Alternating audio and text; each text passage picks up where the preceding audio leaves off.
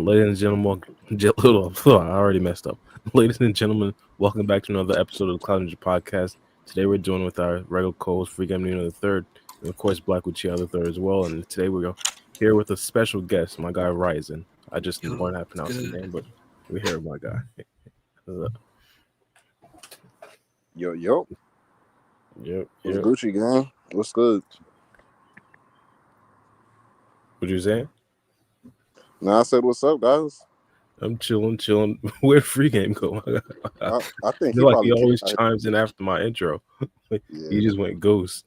He literally did. But I think he probably kicked out his mic. You could go ahead. Yeah, he said he knocked his I told you. As soon as the power went live, I knew what in the world is going on here.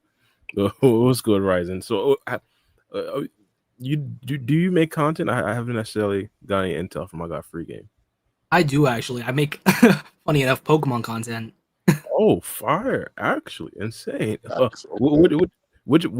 Pokemon content do you make? Because I know there's like even games now that's like super wild. Pokemon Go still hot. Also, yeah, I focus actually on Pokemon fan games. So like those little like modded games.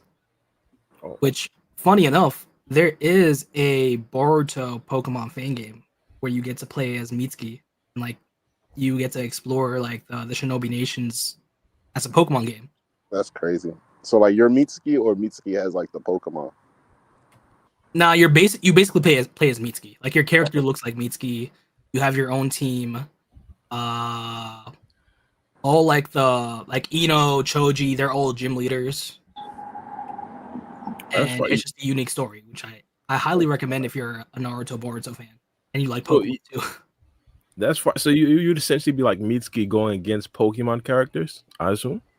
So it's basically, without fully spoiling it, after the Fourth Great Ninja War, somehow Pokemon happened. Like, this Pokemon started appearing in their world. Oh, shit. And the way they explain it is the summoning creatures were basically also Pokemon. It's like Kurama's a Pokemon. You have Jinchuriki Pokemon. So, like, you have, like, Ambipom. And you can seal that Ambipom into one of the characters, and they become an Ambipom Jinchuriki, basically. No, that sounds fire. That sounds crazy. That's crazy. That's good. And it has, that's fire. So, the quick question: did you follow the Pokemon series like heavily? Yeah, since childhood. Just I was like 5. Funny enough. So, were you a fan of the newer Pokemon series? I forgot. I think it ended recently, like maybe like 2 years ago or something like that. See, originally I wasn't gonna be a fan of the new Pokemon series. I was like a Ride or Die Ash fan.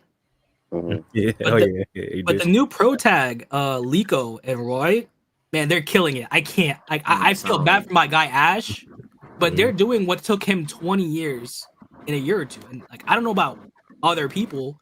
I don't got another 20 years to just sit around and watch trainers just lose every single battle. So I might have to give it to the new generation. Unfortunately, they're just. Is this the new series that's on Netflix? That Pokemon series? Yeah. Okay. All right. Well, I'm looking at it right now. That's fire. I never heard anybody give like glowing reviews of the new series or the newer series of Pokemon. Plus, here's a plus. The characters actually age. So they recently had a time skip. And they got older. So I can't, I'm ride or die with my boy Ash, but he had too many missed opportunities, unfortunately. And we learned about the reason why. The original head anime writer for Pokemon, he had all these rules where you can't age Ash. You have to have him lose every region. So even in the last series where he actually became world championship, the guy wanted Ash to lose. He recently got like he left the Pokemon anime. So now everything they couldn't really do with Ash, they're doing it with the new Pro Tag. So that's why they're literally rushing Ash's character progression for them. They're just basically taking all the things that made Ash great and adding onto it and giving it to the new Pro Tags. The goal, I forgot what it was. I wasn't necessarily like I have. Oh, you had a question, Black Uchiha? Because I was about to have some normie takes. No, go ahead. You could pick up right off of that. Go ahead. I was gonna ask something. I was gonna say, like, basically, you got to cut Ash some slack because when Ash was introduced and Pokemon first started, they had to build the world of Pokemon. So that's why it took so long for them to get to the actual point. And then like certain animes, they don't expect it to last as long as it does. So the creators don't even have an idea of how they're going to like keep on like spreading it out and continuing the series. They typically a lot of times have like, all right, this is how it's going to begin and this is how it's going to end, because they don't expect their series to actually do big numbers and last as long as it did. Like one series that suffered from that was I think me and Black was just talking about this, the Demon Slayer anime. The manga didn't sell good at all when it came out, so they discontinued the manga and they gave the mangaka an ending date for her to end her manga. But then when they put out the anime went crazy and it did big sales, but they already had discontinued the manga, so she had to rush the ending. So yeah, they never know when it's going to end, or like if they're going to have. Even with Naruto, Naruto wasn't supposed to last as long as it did. It was just a hit, so they made Kishimoto continue the Naruto series. We wasn't supposed to get a Shippuden in a part 2 and all that shit. Yeah, I see what you mean. I'm pretty sure they got like at least like 5 different Pokemon shows, right? Aside from the OG. So you have the OG, which is Ash. So you got original, Orange Island, Johto, Hoenn, Battle Frontier, Sinnoh, Unova, Kalos, Alola, and then Journeys. So that was all Ash, basically. God damn. Once they got past 150 Pokemon, I stopped watching. I'm not going to lie to you, bro. And then you had like a little short-lived spinoff called Pokemon Chronicles, where it was just Ash's friends, which ended like a long time ago. Then you got the movies. I saw that. And now you finally have like new protags. So like Ash's story is completely over for now. Then you have a girl protagonist, Liko, and then she has another guy, Roy, who's also part of the protag. They're both dual protagonists, so they're completely unrelated to Ash. Okay, that's cool. So, if you would say which one's the best, which one would you say? Ooh, that's a tough one. See, I want to say Ash just because the longevity. Like, even though he had some moments, like especially like if you're a Sinnoh guy, you know what happened in the Sinnoh League. You do have Grebs with him. I think he gets carried by quantity, while Liko and Roy. What do you mean by that, real quick?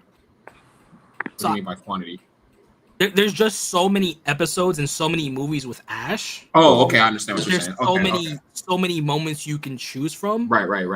With Liko and Roy, there's not a lot of episodes compared. You're comparing 20 plus years of content to like 3 years of content. Yeah, and all the OG fans are going to be more Ash based. Yeah, so even though the new anime is more consistent compared to Ash, there's just so many things with Ash that right now you still got to give it to Ash, which is not a bad thing. I respect it.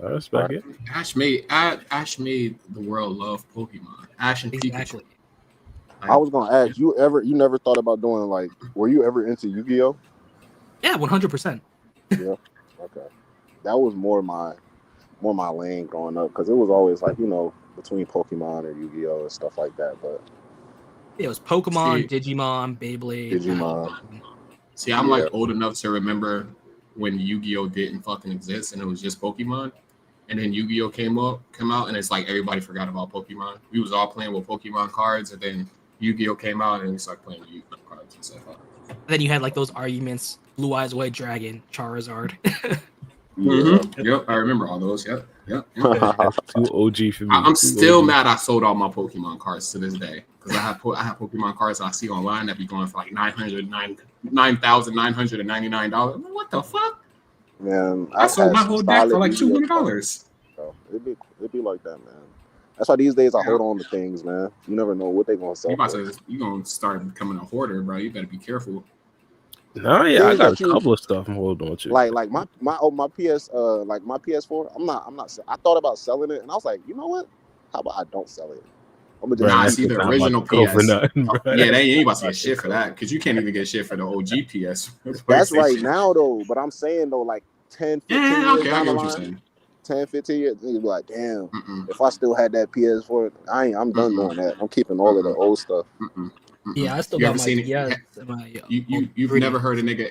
You never heard a nigga alive say, "Bro, let's play the Atari." Never, ever, have you ever heard anybody say that? But you never know. A nigga might look up online. It's niggas today that look up online. They be trying to look up PlayStation 2s or Nintendo 64. I was looking up It be PSPs the other day, like original Look, PSPs.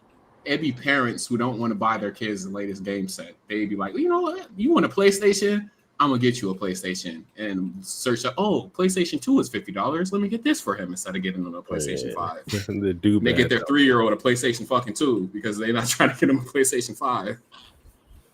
Oh, yeah, no, Ain't nobody looking for no old consoles, bro. Like, yeah. Not to be I don't fair, know. I some mean, of you those, could be onto something though. to be fair, some of those old Pokemon games are going crazy on price. I know Nah, people look up. Pokemon. Yeah, people rock with vintage, bro. I'm telling you. It ain't, Yeah, like I know vintage ain't never Pokemon Gale of gonna stop, Darkness. It's a It ain't never gonna GameCube game, stop. and it's a couple $100s now. Yeah. Wait, which game? Pokemon Gale what? of Darkness. I don't even know what the hell that is. Never played Yeah, it. it came out on the GameCube, and That's it crazy. and I've been That's trying to crazy. get a copy for years. It just keeps shooting up. See, that's a perfect example right there. But that's because it's rare. You can't get it though. Like, okay, I understand what I understand what you're getting at. Like it I go, just like, don't see the like I'm saying, PlayStation it's ever gonna going go for from any the more than trend where, $200. like it's trying to go for the trend, like where where it drops, everything's trending, is viral, the initial pricing and stuff, and then the regular market price, and then eventually things loses its value, and then once a certain amount of time passes or like a It's like threshold buying a reaches where vinyl. like they stop making it, they discontinue like production for it, and then all of a Yeah. sudden it just takes one viral moment, like now everybody wants that's the true. product again. But then there's That's also like how many copies were printed. It's like the PS2. That's 100+ million copies of the Yep. PS2 out there. So you're probably not gonna have a PS2 skyrocket in price because there's just so many of them there. That's Mhm. true. Unlike say like a 3DS, which there's not as many copies, and especially with like the popularity of modding and stuff. Yeah, the 3DS is It's skyrocketing back in price. Like a couple years ago, you could get a used one for pretty cheap. Now GameStop sells used ones at a higher price point than when it was still being printed at, when it's still being made. Yeah, because it's hard to get. Yeah, I'm And seeing then- that right now. Yeah, the demand goes up for it for like Oh, randomly for whatever reason, and then they skyrocket the price so they can match the Hey, demand. Yeah, it's all I'm seeing one site that got Gale of Darkness for 4,000. It's Bro. crazy. Look up It keeps look up going up in Pokemon price. cards. Look at bro. I can pull up a Pokemon card right now. That's almost $1 million. That shit is Oh crazy. yeah. We know that Pokemon has been like one of the best collectible to like actually hold, or Pokemon cards I specifically. wish I would have known when I was a kid. Yeah, I'm sad. I actually sold I my sold Gold mine Star so cheap. Trico like a year ago because I needed some cash, and it just skyrocketed in price. Mm. Damn. So Yeah, so- you're actually like a collectible, Ryzen? Do you have more? I don't have a cards? lot anymore, but I did have like a really rare card that I sold for a couple grand, and I'm regretting it because Ooh. like it's like going for 40+ now. Ooh. Not all right. So imagine selling your whole deck, and you have like rare holographics and original Japanese cards that are going for hundreds of $1,000s right now, and you sold your whole deck for around $75. I'd cry. I'd be gone for a minute. To be honest, people wouldn't see me for a while. Bro, I saw cards that I had, and I almost cried. I was like, I sold this deck when I was a kid. What the fuck was I thinking? Even though 75 felt like 100,000 back then. Nah, Especially as a kid. I think a lot of people have those experiences. Me specifically, it's really with all my Yu-Gi-Oh cards. Like I had a stash and I just threw them all away, not thinking it would be valuable in the future. Throwing them away I is was going for, like, crazy. Couple hundreds, like yeah, it's crazy. Just throwing them away, that would piss me off even more. Like if I just threw it away, I'd never just threw it away. It was too valuable to just throw away, even when I wasn't into them no more. But then you also think about the amount of money you spent on like the wrong disappeared thing. Mm-hmm. It's like Really? I'm looking at my Bakugan collection. Why did I collect Bakugan? Why couldn't I collect more Pokemon? My Bakugan phase didn't last long. Lives last like 3 months, I think. Yeah, probably like the first. Yeah, It was it's cool, hard. though. It's hard though. Like you really got to get lucky in that type of thing. It's like Bitcoin, for example. It was a point in time when Bitcoin was going for like $1 a coin. Nobody expected to rise to fucking $40,000 a coin at any point in time. Yeah, You it just was gotta some get people lucky. that did. It was some people. It was some people that did, but people thought they were crazy. Like, bro, why are you investing in a digital coin that is worth nothing? And now it's worth, like, if you bought 3 or 4 coins, you potentially got $500,000 and sitting in your I'm pocket. still mad at myself with Bitcoin because Me I remember too. that back in the pandemic, it had went down to $8,000. Yeah, And I this was remember back when that. I was still in school. So I had recently got my financial aid check, like the little extra money you get from. Yeah, I know what you're talking about. I And, bought a and I car with and I, that and like I an was idiot. thinking, yo, maybe I should put some in Bitcoin and buy actual Bitcoin. I said, nah, it went from 20K to 8. It's going down. The fad's over. Yeah. Next thing you know, it's at 100 now. It's at 100 plus, Yeah, and I'm still yeah. regretting my life choices. I don't think Bitcoin is at 100,000 right now. I think It's over I don't- 100. Nah, it Is is. it really? Yeah. Yeah, Oh, you Bitcoin's know what? popping. I deleted my Bitcoin app It because I is got at tired of seeing the price go up. 109,000 right now. I'm gonna cry. It's at 109 right now. Yeah. Oh damn, bro! Y'all heard about the dude who invested in Bitcoin when it first came out, and then he lost either his phone. No, he couldn't remember the password to get into his crypto wallet, and I think like after 4 times it locks you out. Yeah. So he did it 3 times, and he just gave up because he didn't want to lock himself out. And he had like millions of dollars worth of crypto. Then I heard it was like some Ain't guy no who customer lost service his. to reach out to. Like, who the No, fuck- it's Nah, no, because it's a whole secure type thing. Like once Yeah. you lose access to that wallet, it's gone. it's gone. And then there was also that one guy, I think in the UK, who had a hard drive. That's what I was. That's what I was thinking about. The hard drive, he lost it, right? Yeah. And And he was like looking in a landfill and shit, and just couldn't find it. Yeah, bro. I would have searched that whole fucking landfill. I swear, trash by trash. I don't care. That would have been my job for the next couple years. That's so, bro. My heart would be so broken. That's like having a winning lottery ticket and losing it accidentally. Like, come on. I feel like there's worse things though, because there was that one guy who like spent a couple thousand Bitcoins on 2 pizzas back when it was still a couple cents. I'd What the freak. fuck? Yeah, I'd cry. abysmal work. the Abysmal work. They had thought that I forget what athlete it was. What athlete signed his deal and then he got most of it in Bitcoin? Who was it? It was a That basketball was player. Who was it? OBJ. But it, Oh, it was Odell. It was Odell, Yeah, right? But yeah, you know that what's was crazy? when they, You know what's crazy? My brother used to cook for him not too long ago. a chef type shit. Yeah, my brother's a personal. I sent you his Instagram. He cooks for a lot of athletes. He used to cook for Larry Fitzgerald back when Larry was like a superstar. He was cooking for him for like almost 10 years, almost. Well, that's He was his fire. personal chef. That's how he started his career. Like I remember the first time he got the offer, I drove him to his mansion and everything. And shit, yeah. I used to hang out with a whole bunch of football players like a couple years ago. That's fire. So, Now he got he turned it into a business, and he got like his business almost worth $1 million. But that's neither here nor there. yeah. OBJ had his paychecks in Bitcoin was like around like 30 or 40K. Yeah, Like, people it's probably thought like he was 3x. crazy for doing that. 2-3x. Mm.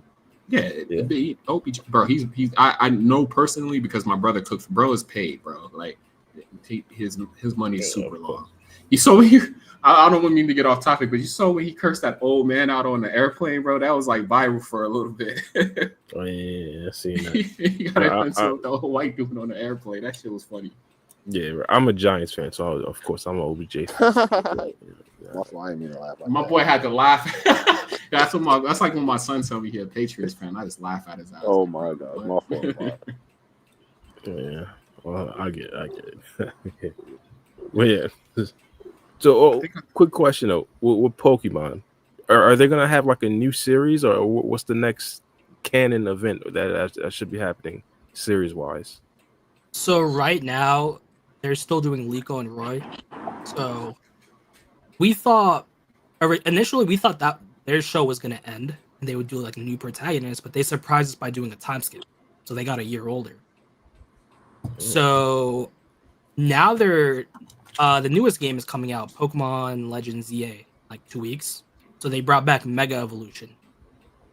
I don't know if you guys know what Mega Evolution is. No, you're talking way over my head right now.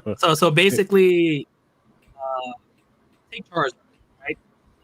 He can temporarily evolve into a stronger.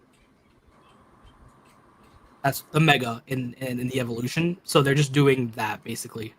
Well, say that again. You kind of cut off a little bit for me. So basically, Mega Evolution is like a temporary evolution. So like you can have Charizard evolve temporarily into a newer form, stronger form. Like Mewtwo can evolve into a stronger form. I saw the Charizard transformation.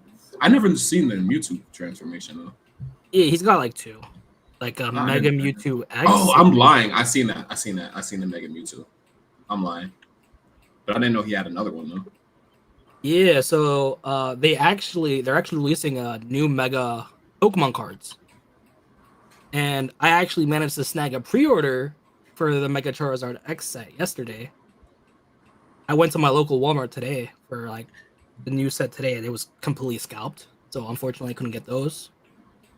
But I got this one box for like 100 something, and it's already being pre-sold for like $300-$400. So I think I went on YouTube like just to specifically watch Charizard evolve into what is it? What is his next form after that?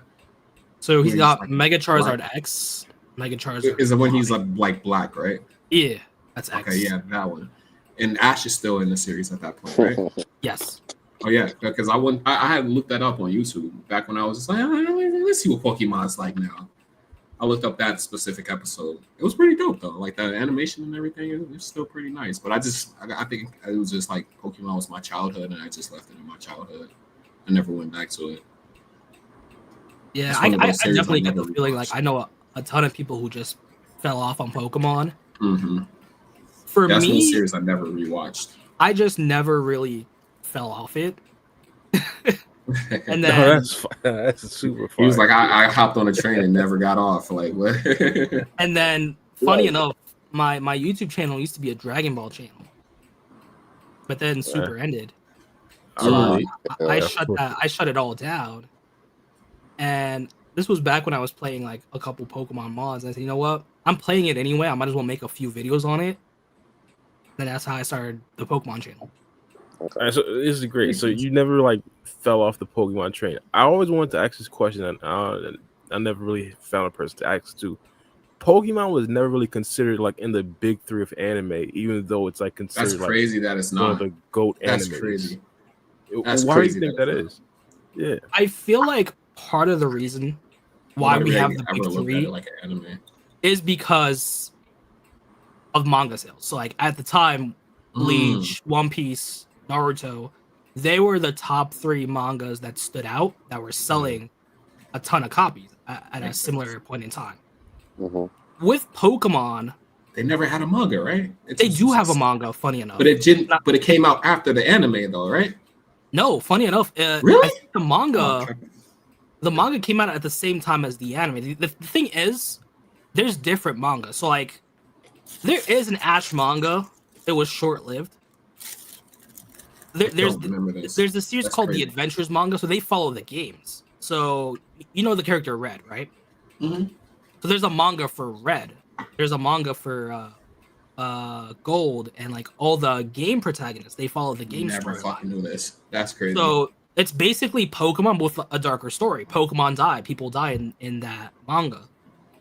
But the thing is, it's not as popular as other mangas. So like while the anime is crazy popular, no one really talks about the manga other than like the niche fan base. Yeah. Unlike with Naruto was a popular anime, but it was also a popular manga consistently. One Piece, that's self-explanatory, and Bleach. So they were pretty consistent in their manga sales. So I think that's why we have them as like that big 3. Plus, Pokemon at the time is basically seen more of a promotional anime. It's like the main goal of the anime is to sell the cards, is to sell the games, is to sell the plushies. That makes sense. So I can definitely see why it isn't really considered like on that side of the anime fence until like recently. It's only recently been compared to like shonen type anime. But I know what's crazy. Like, sorry to cut you off, Ryzen, but no, I can tell you, I know I'm older than you. I was in elementary school, I think, when Pokemon came out or some shit like that. Like I was like alive when Pokemon first came out. So when it first came out, nobody considered Pokemon an anime. We didn't even know Pokemon was a Japanese cartoon because it came on Cartoon Network, Cartoon Yeah, I was Network. gonna say it was kind of like it kind I of had think the it came out Yu-Gi-Oh! on Kids It was like on WB. Kids WB, but it was on Cartoon Network too, though. If I'm Yeah, not later mistaken. on. If I'm wrong about that, then correct me. But yeah, I know it was on Kids WB because I used to watch it before I go to school and stuff like that. But nobody really considered it an anime. It wasn't like Dragon Ball Z, where it's like you knew that this wasn't an Americanized show. This was some that came from somewhere else. Well, I mean, I guess me because I've seen it in Japanese before I watched it in English dub. My dad bought me some Dragon Ball Z tapes, but that's neither here nor there. But Pokemon never was really looked at like a Japanese continuity. It was kind of like we always just looked at it as just another cartoon. And like back then too, like we even with Dragon Ball, we didn't call it anime. We just called it a damn cartoon. You know, we didn't even really have that distinction between anime and like American cartoons back then. It was just anything that was animated was considered a cartoon. We didn't give it titles like that. Like, you know what I mean? So Yeah, that's why I 100%. think it didn't really hit that big three. It's because nobody really considered it. And then, like you said, the manga is really is what promoted it, especially in Japan. In Japan, that's where anime really matters at. Like they don't really care. Like of course they care because it's money. Like outside of Japan, like the American sales and stuff like that. But in order for the series to become an actual series and for it to be big, it has to be big in Japan for them to actually want to push it. It's like a show in America. I think we was talking about this, right, Zen? Or I was just saying this on the stream one time. It was like it's like an American show. And if a show is doing poorly in America, but it's doing great overseas, they're going to cancel it. Even if it's doing great overseas, but America is just like fucking it's a shit show. Nobody watches it. Yeah, Since like it's an American-based show, they're going to cancel it. Go ahead. for an example, we have Detective Conan. It's heavily popular in Japan. Right. It fell off in the US to the point where they don't even dub the anime anymore. Yeah, but it still comes on though in Exactly. Japan because it's popular in Japan. They don't And then care about America. Exactly. America. And then we have like animes for different niches. So like Pokemon's main goal for its anime is to promote The merchandise, Yeah. cards, and games. And With other anime, they're supposed to promote the manga. While it's still manga, running. yeah. Go buy the manga. You like the anime? Go buy the manga. Oh, Yeah. you want a season 2 of Attack on Titan? Well, that's not going to come out for a couple years. Go read the manga. read the manga, yeah. They focus heavily on manga in Japan, where it's like here we just get the shows like the cartoons. Like we have comic books and stuff like that. But I mean, I don't know. Maybe Black, maybe you're a little bit more knowledgeable on this, but since Stan Lee died, I don't think that they have been coming out with any new Marvel comic books, have they? Nah, they come out with comics. It's different writers They do? that drop comics. I'm not sure it's like within the last year. I don't know what comics are dropping, but I know for sure like there are comics that dropped fairly recently, more than you would think. Like probably assuming they probably dropped in the 90s or early 2000s, but comics are dropping since like 2016, 2018, 2022. So. But comic book sales doesn't matter when it comes to like the series though. Like if a Marvel comic book is sold poorly, they're not going to care if the series if they can sell hella movies. Yeah, Marvel at this and point, stuff it's like whatever. Like at this point, MCU became so popular. Like even though it's like technically separate from Marvel, but like their input and their success determines heavily. Like a lot of their stuff that they're releasing, or like some of the recent comics that dropped since like 2015 and 2016. So from like all of the stuff in Phase 4, I guess you can say like I don't know, like just say I can't even say off the top of my head like the Miss Marvel stuff or like the She-Hulk stuff, and then even Doomsday and Secret Wars. Batman and Deadpool, they're doing a crossover. So MCU. Yeah, so all of this stuff is like recent. It's like whether it's hit or miss, it depends on if the people over here are rocking with it. And sometimes they do, sometimes they don't. And sometimes the anime takes it further. Like Miles Morales dropped in like 2015, 2014. And it was cool. You're right. And then boom, Into the Spider-Verse dropped 2018, and now everybody know about Miles Morales. So. Yeah, I remember that. You're right about that. And you know, funny enough, and I'm gonna add on to your point a bit. With Western comics, if a comic does bad, that doesn't mean the IP dies. Like if Yeah. a specific Exactly. Spider-Man Yeah. run does bad, they're just gonna make a new universe Spider-Man. Literally. And it's really interesting to see that the Japanese manga industry is slowly starting to look into that, because correct me if I'm wrong, out of the big three, Naruto was the one that finished first, right? And then Bleach. Not well, manga wise, Yeah, manga wise. I couldn't tell you because I know the anime finished later, but probably I think I think it was Naruto. I'm just gonna go Naruto, under that yeah. assumption. So it's interesting because one of the early talks before Boruto was to reboot Naruto like Western comics. So have a reimagining of Naruto done by a different artist. That's what Ikemoto originally wanted to Mhm. do. And he even said that if it was like a retelling, I'll do it. And if it's a sequel, I want Kishimoto to do it. But then, of Mhm. course, Ikemoto got roped in. He makes a funny joke on the interview. But it's interesting to see how they're slowly looking into that. And, One Piece is ending. I'm not saying this is a good thing or it's a bad thing. I'm specifically looking at it on a business standpoint. But if they can actually do it like Western comics and have these generational IPs be basically eternal, business-wise, I'm kind of interested to see what stories they could tell. It's actually, that you Americans don't said read. that. It's funny that you even said that because even with the One Piece manga still going on right now and the anime still going on, it was already like which studio basically picked up the next adaptation of the One Piece story. So like they're essentially going to retell the One Piece anime by the time what? Toei Animation is done telling the One Piece anime. So like One Piece is going to be going on for a while in so many different mediums, and then you got. Did you just say Netflix. that like they're reanimating it, and you said they're Yeah, going to be done? Which studio? Yeah, which studio has the rights to the next One Piece anime? It's going to be called The One Piece. That's crazy. No, it's okay. So is it going to be a reanimation or is it going to be a whole new series? Basically it's going to be their version of the One Piece, but it's the retelling of the. It's not like it's like Dragon Ball Kai and Dragon Ball Z. Dragon, yeah, basically that. Where they probably like take out some filler episodes, but it's pretty much the same story. I mean, for right now, I couldn't tell you, but that would probably be like the plan. I mean, because if someone wanted to start One Piece today, because a lot of people actually got into the story itself from the Netflix adaptation that dropped a couple years ago. So yeah, that was pretty good. I get it.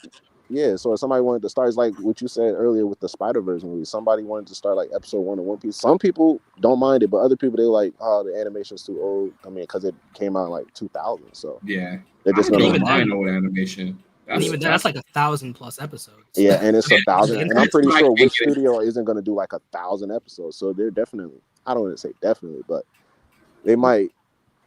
No, they will. A lot of filler arcs. If the money makes sense, they're going to do it. And then they can grab. They're thinking about the new fandom they can grab onto too. Like you're saying, reanimating it, it's going to grab a whole new fandom. And then I think a lot of retellings. I think a lot of retellings is going to be popular. And then even with JJK, he just dropped a whole new like sequel to his manga. So it's like I forgot to ask y'all about that last pod. Kind of like the Western comic route, like you said, because it's another artist that essentially had the idea. So the original JJK Gege just hopped on and he was like, yeah, I like this. Let's build off of that. And then boom, we got Modelo now. So do y'all feel that the Boruto fandom reacted too harshly over JJK's sequel? Because I remember, Black, you pointed this out to me. You were saying that everybody was saying that this JJK sequel was pretty much this Boruto 2.0. Oh yeah, I mean, people are gonna say at this point when you see an alien and they got an eye on their forehead, somebody is gonna say it came from Naruto or Boruto, like they're copying off of Naruto and Boruto. So I'm just like Naruto and Boruto didn't get that from Eastern mythology. Yeah, you know what I'm saying? Like every alien that got an eye on their forehead ain't from Boruto. You know what I'm saying? So yeah, I mean, it's the author probably grabbed some inspiration. I mean, it's possible, but and then it's like.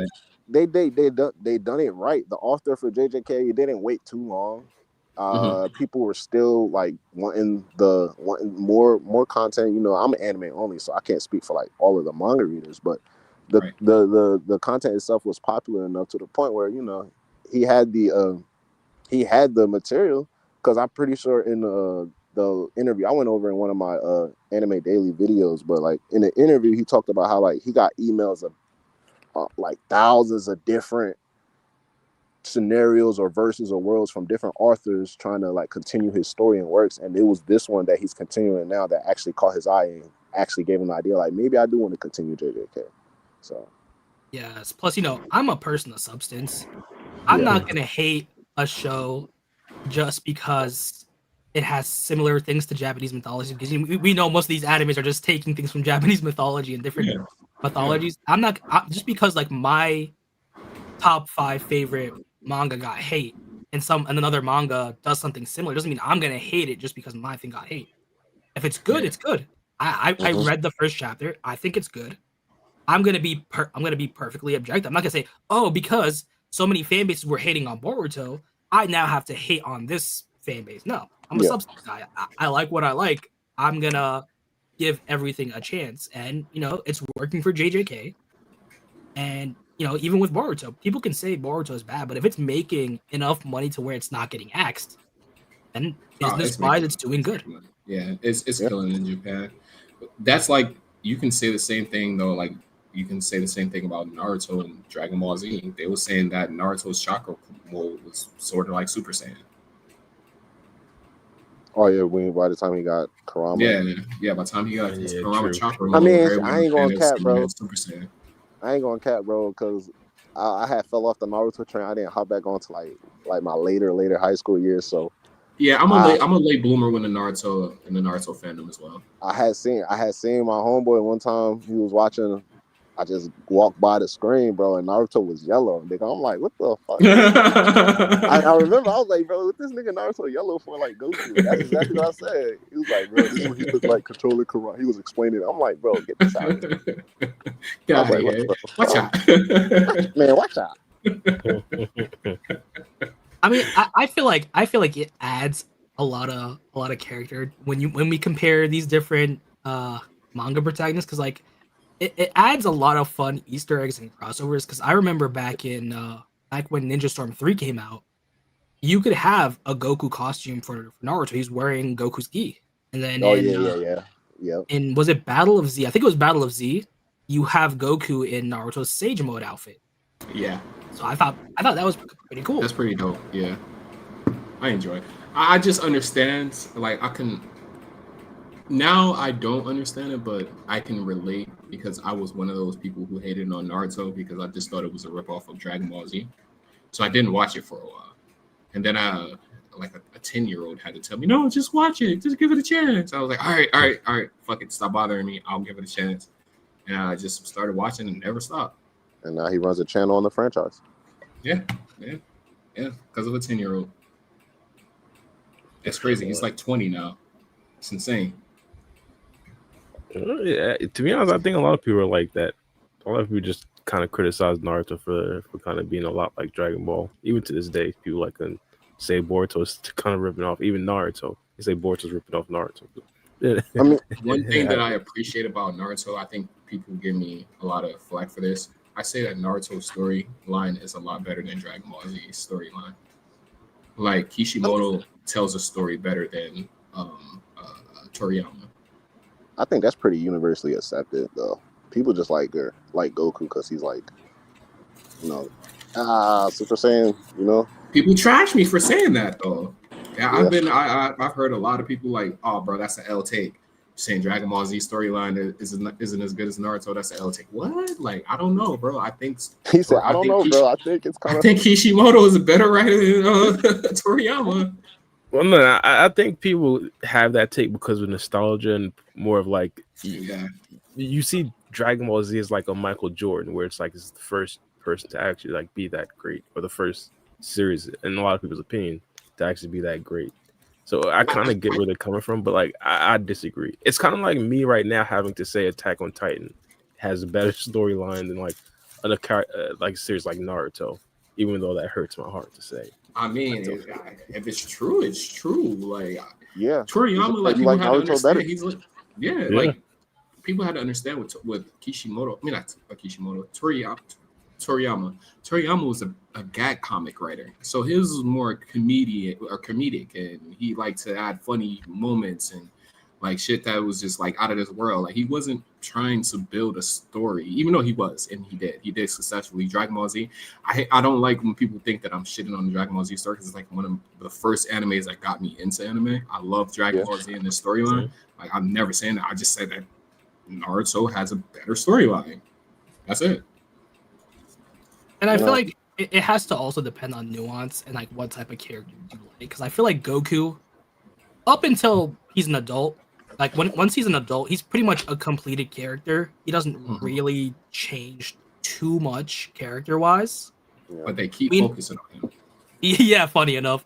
Meanwhile, Naruto is a character who grew and changed. And if I had to compare, I would say like Gohan. Gohan was a character who grew and changed. Goku is more so the same from point A to point B. He's not a Vegeta who had like an in-depth character development arc, and he's completely. They kind of regress his character a little too.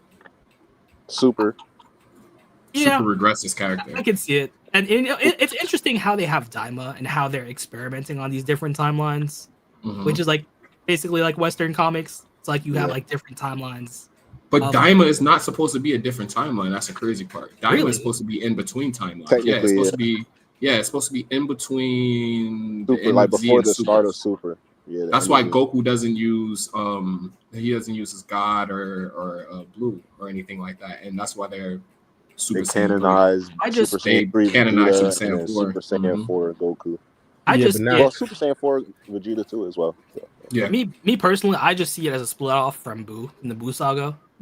So, that's where it's supposed to end, though. That's where it's supposed to be in the middle. Instead of moving on to Beerus, you moved on to the Demon Realm. So that's the split. I mean, technically, that's really what it is. Like you all said earlier, it's like eternalizing a series. They just dropped another series for the story that we all love. It's like if you went back to the Cell Saga and you added another branch timeline and you just made another series from moving on from that timeline. So I kind of like it. That's how I see it.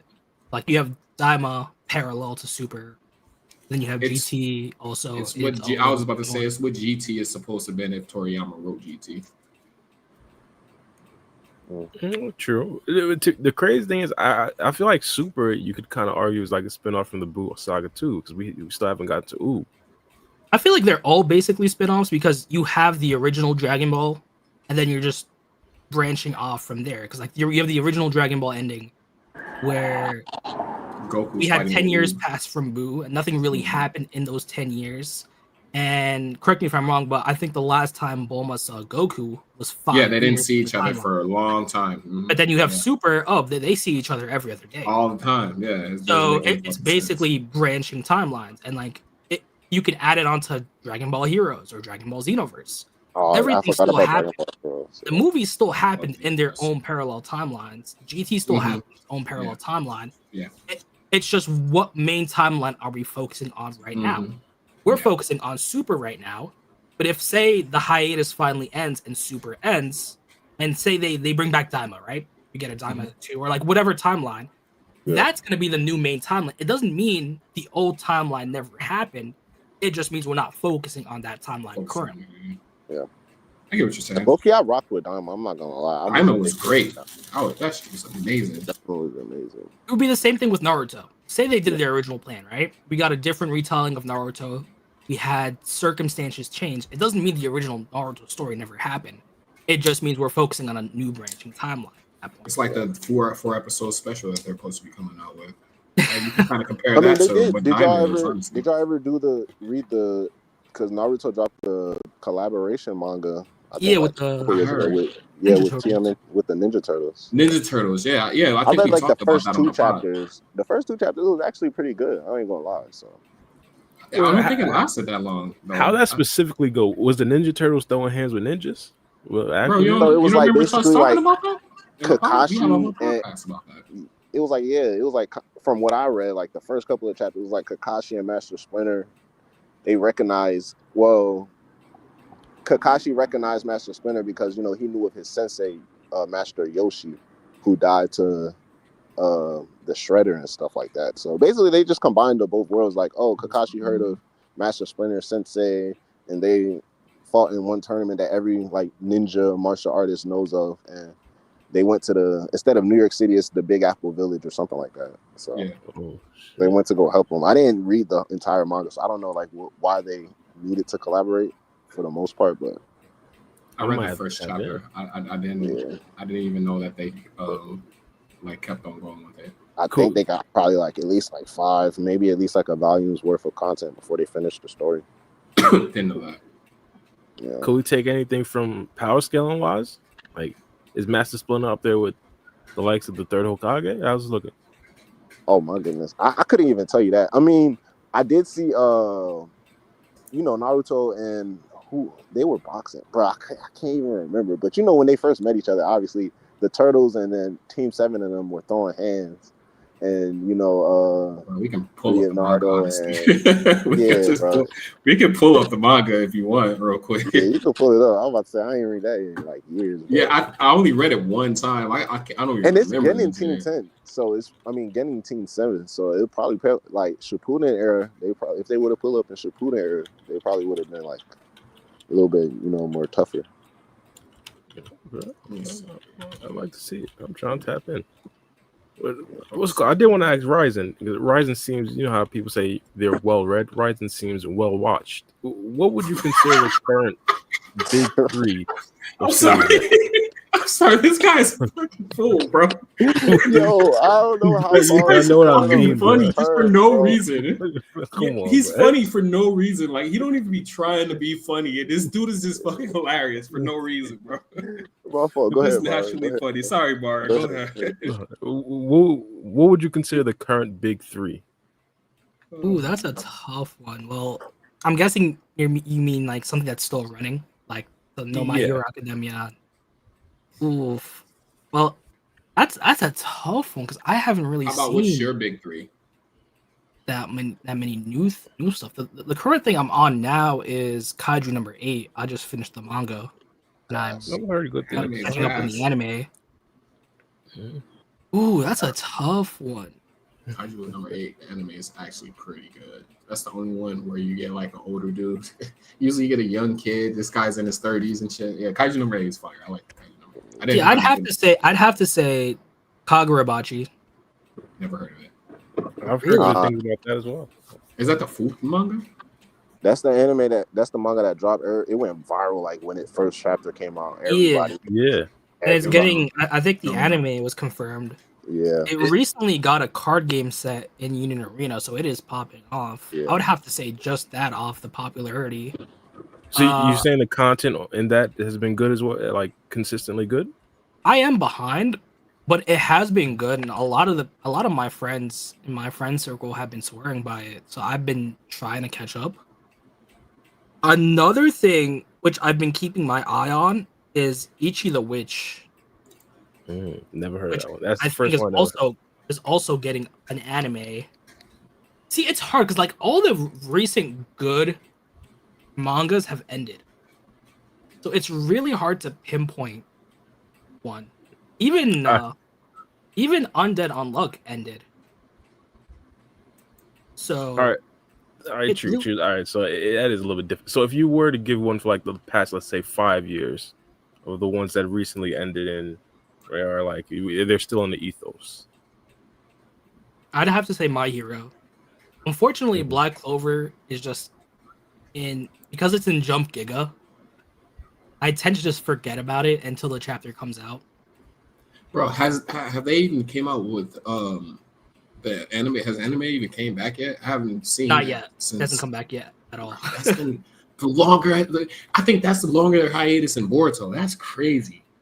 I fell off on Chainsaw Man. I just can't find myself to continue reading it. I watched it and couldn't continue it. I was like, Past 5 years. Oh my god, I feel old. Attack on Titan. Like even though there were some there was some fans like going crazy about the ending. I liked the ending personally. It made sense. Okay. I think Black Witch had the same opinion as well. Black Witch liked the ending, right? For Attack on Titan, Yeah. I rocks with it. I rocks with the anime. The drawing is hard, bro. Yeah. I don't Attack know on how Titan. them- What? The anime made the ending way better than it did in the manga. The manga, it was really underwhelming. Yeah, because 100%. you were looking for a lot more. But yeah, the anime knew how to make everything a lot more cinematic. The I'm anime about was to just say a lot anime better than the only, manga. so I don't Period. know how the manga did it, but I had to watch the manga because Attack on Titan was just one of those series that was just so good. When I watched the first 2 seasons and I binged it, and I had to wait for season 3, I was like, I can't wait. That's why I finished I'm not Black Clover. Demon Slayer. I finished Demon Slayer because I watched season 1, and then we had the hiatus between season 1 and season 2. I was like, I can't fucking wait. So I read the manga, and I'm not mad that I did, even though I told you the ending sucks ass. But I'm not gonna ruin it. I'm gonna rock with it, bro. I only read. Did you go see the movie, by the way? You asking No, Ryzen I or me? Black, yeah, because you say you was I'm gonna about go to say, see the I movie. seen that movie, yeah, bro. Man, I didn't know. We never spoke on it when we talked about it that one time, and I never went to go see I know it. y'all ain't gonna watch the movie. That's why I I'm didn't like, go. what? I saw the first movie. That's what's crazy. I saw the first movie, and I was planning on going to the movie theaters to see that second one. But the movie theater is like 5 minutes away from me. I live really close to everything, and I just didn't go. I love Infinity Castle, man. That movie was hard, bro.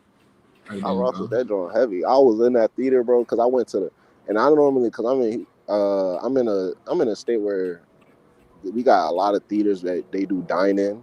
You feel me? Yeah, but same here. Demon Slayer partnered with like local AMCs and stuff to do the IMAX and stuff. So I had to go to an IMAX theater. Get out of here. Yeah, bro. So I went to a whole IMAX theater just so I could get a Demon Slayer cup and a popcorn bucket. Them niggas almost sold out. I'm like, man, this nigga is 5 years old. I swear. Yo. I'm like, man, they so home. Yo, I know the feeling. A couple months ago, 6-year-old. a couple months ago, they had a Naruto collab for Burger King, and I haven't eaten at Burger King in years. This guy went to Burger King just for the Naruto collab. I had to go get the Naruto stuff. You guys are grown ass fucking 9-year-olds, I swear. Hey, it's not my fault. They didn't have that shit when I was a kid. Bro, I was mad. I'm like, bro. But the movie was amazing, though, bro. Start to finish, I rocked with it, bro. So, Ryzen, as a Pokemon fan, you didn't get to witness the first Pokemon movie where you went and you got the gold Pokemon card. No, but I do have the gold Pokemon. Funny enough. I was about to insult you because I sold mine. I don't have it no more. I got them back when I still lived in New York. There was this thrift store near me that had them, and they posted it on their Facebook, and I rushed down there. That's crazy. How much you spent on it? Just curious. Or like $8 each. It wasn't shit. I know they would cost more now. I think it was a bit of a side note. Pivoting off to Two Blue Vortex, where do we think Konohamaru's character is leading up to? Because I have an opinion, but I want to hear neutral sources because I'm kind of biased. I'm kind of anti Konohamaru right now.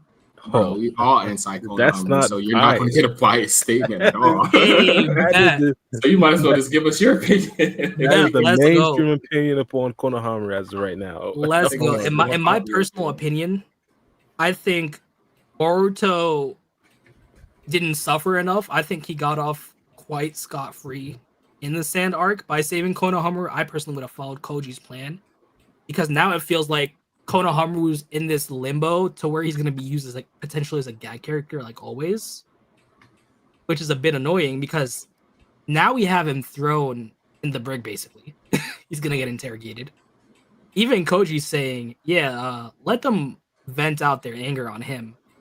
But it's also interesting how we have Kobu, the daimyo's right-hand man, and we know that the daimyo's inner circle didn't really like Naruto that much. And they were basically looking for any excuse to oust Naruto. So basically what Kawaki did was like the perfect powder keg to like raid in the daimyo because he was like damn near ride or die for Naruto. That's how Naruto could like do so much stuff politically wise without the daimyo say so. So I feel like they might capitalize on this interrogation by using it as a gag moment for Konohamaru. Because technically, who benefits the most of Naruto being dead and helping out, quote unquote, the traitor Boruto? Konohamaru. Because who's next in line for that Hokage seat after Shikamaru? Konohamaru. So I feel like we'll get. Trolling us right now, right? You're I- trolling us right I now. am trolling, but unfortunately, there's literally no one else who could get that Hokage seat that we know of. They could introduce a new character. They could bring back an old character, but we're literally grasping at straws. The only one You're with an triggering unblemished right now. record until now was Konohamaru. Now that Konohamaru was just a dumbass who was speaking through the heart. You always got Sakura too, though. Honestly, but that's just. No, Sakura can't do it. You I gotta know remember, she runs the Sasuke. medical unit. Not even that. Oh, He has her the Sasuke ties to stigma on her. Sasuke. Same thing with Kakashi. Hmm. Kakashi has the Sasuke stigma on him too. Like you're not gonna get the wife of the traitor who helped kill the Hokage as the Hokage. So there was literally a limited pool of picking the current Hokage. You literally either had Shikamaru or Konohamaru. You're picking Shikamaru because he was already doing all the advisor stuff already. But So now we got my guy. Can you imagine my guy is Wait. fucking Hokage, bro? I've never even thought of that until right now. You said nobody, and I'm like, wait, hold on. You got my guy. What are you talking about? The figure of youth. That's the thing. Have everybody in the village doing push-ups. I guess you could get Amado. Yo, hook my man up with a new leg. I still think that's he Nah, got you a don't raw need it. deal on that. That's cool. But it's also really interesting. We have Koji saying that it's ideal for Shikamaru to stay as interim Hokage, Mhm. which makes me think of who else could the daimyo pick as Hokage. Because I feel like if they brought back someone like Kakashi, Yeah. Kakashi would consider what Shikamaru would say. So it's really interesting on how they do that. I also feel like this might be the turning point for Kawaki to be against the shinobi world. Mhm.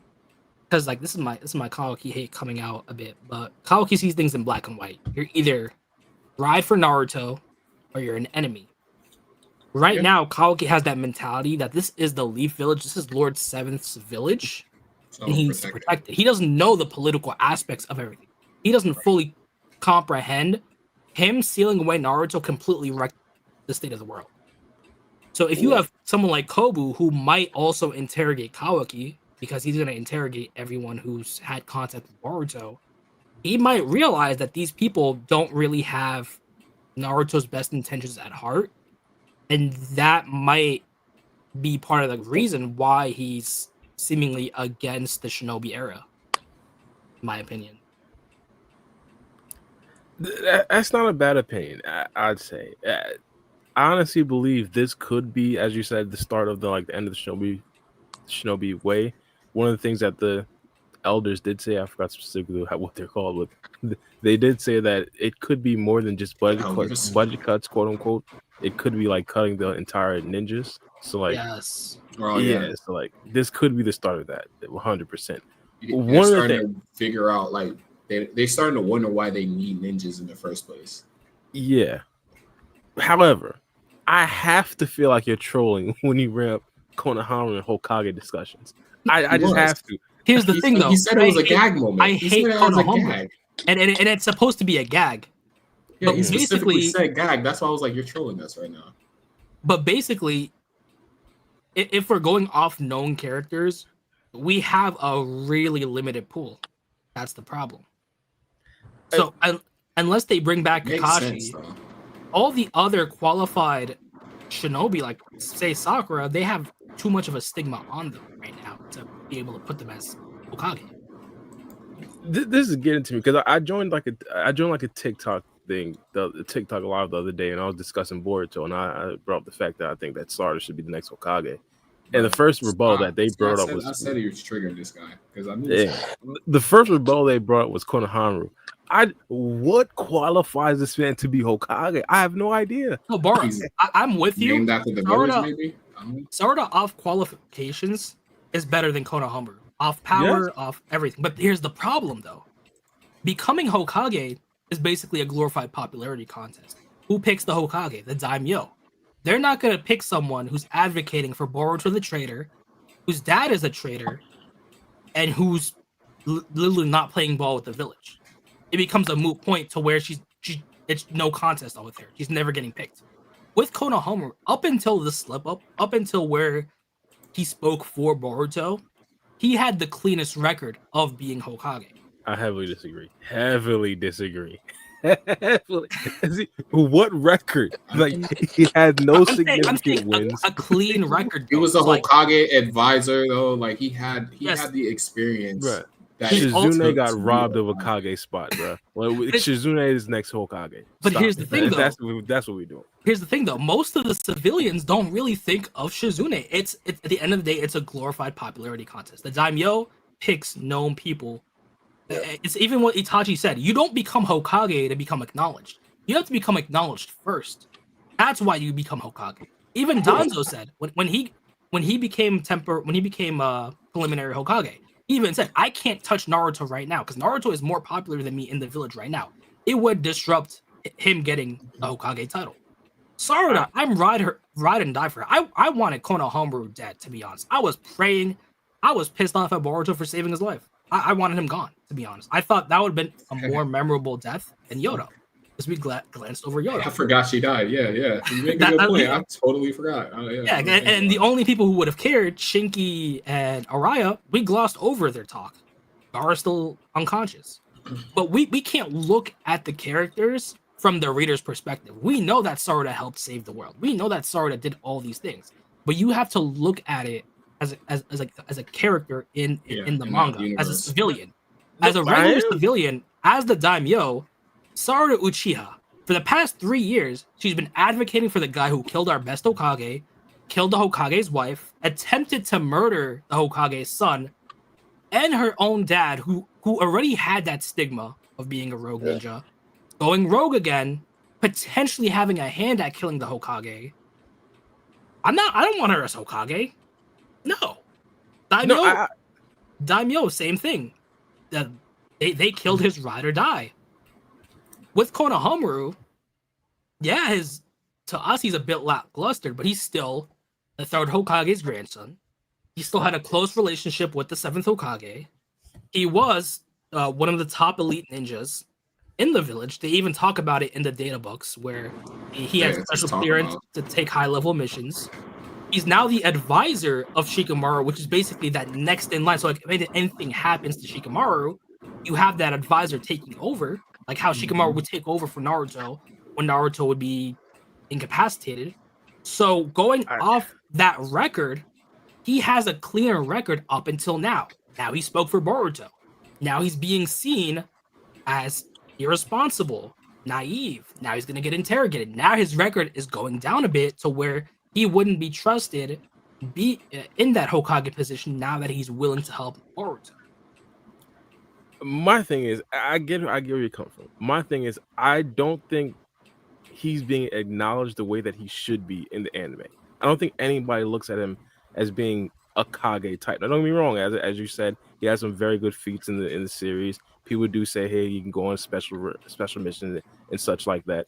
But he doesn't have any like legacy. Like, what are the moments that Konohamaru that you could point to from Konohamaru to say, "All right, he's elite now."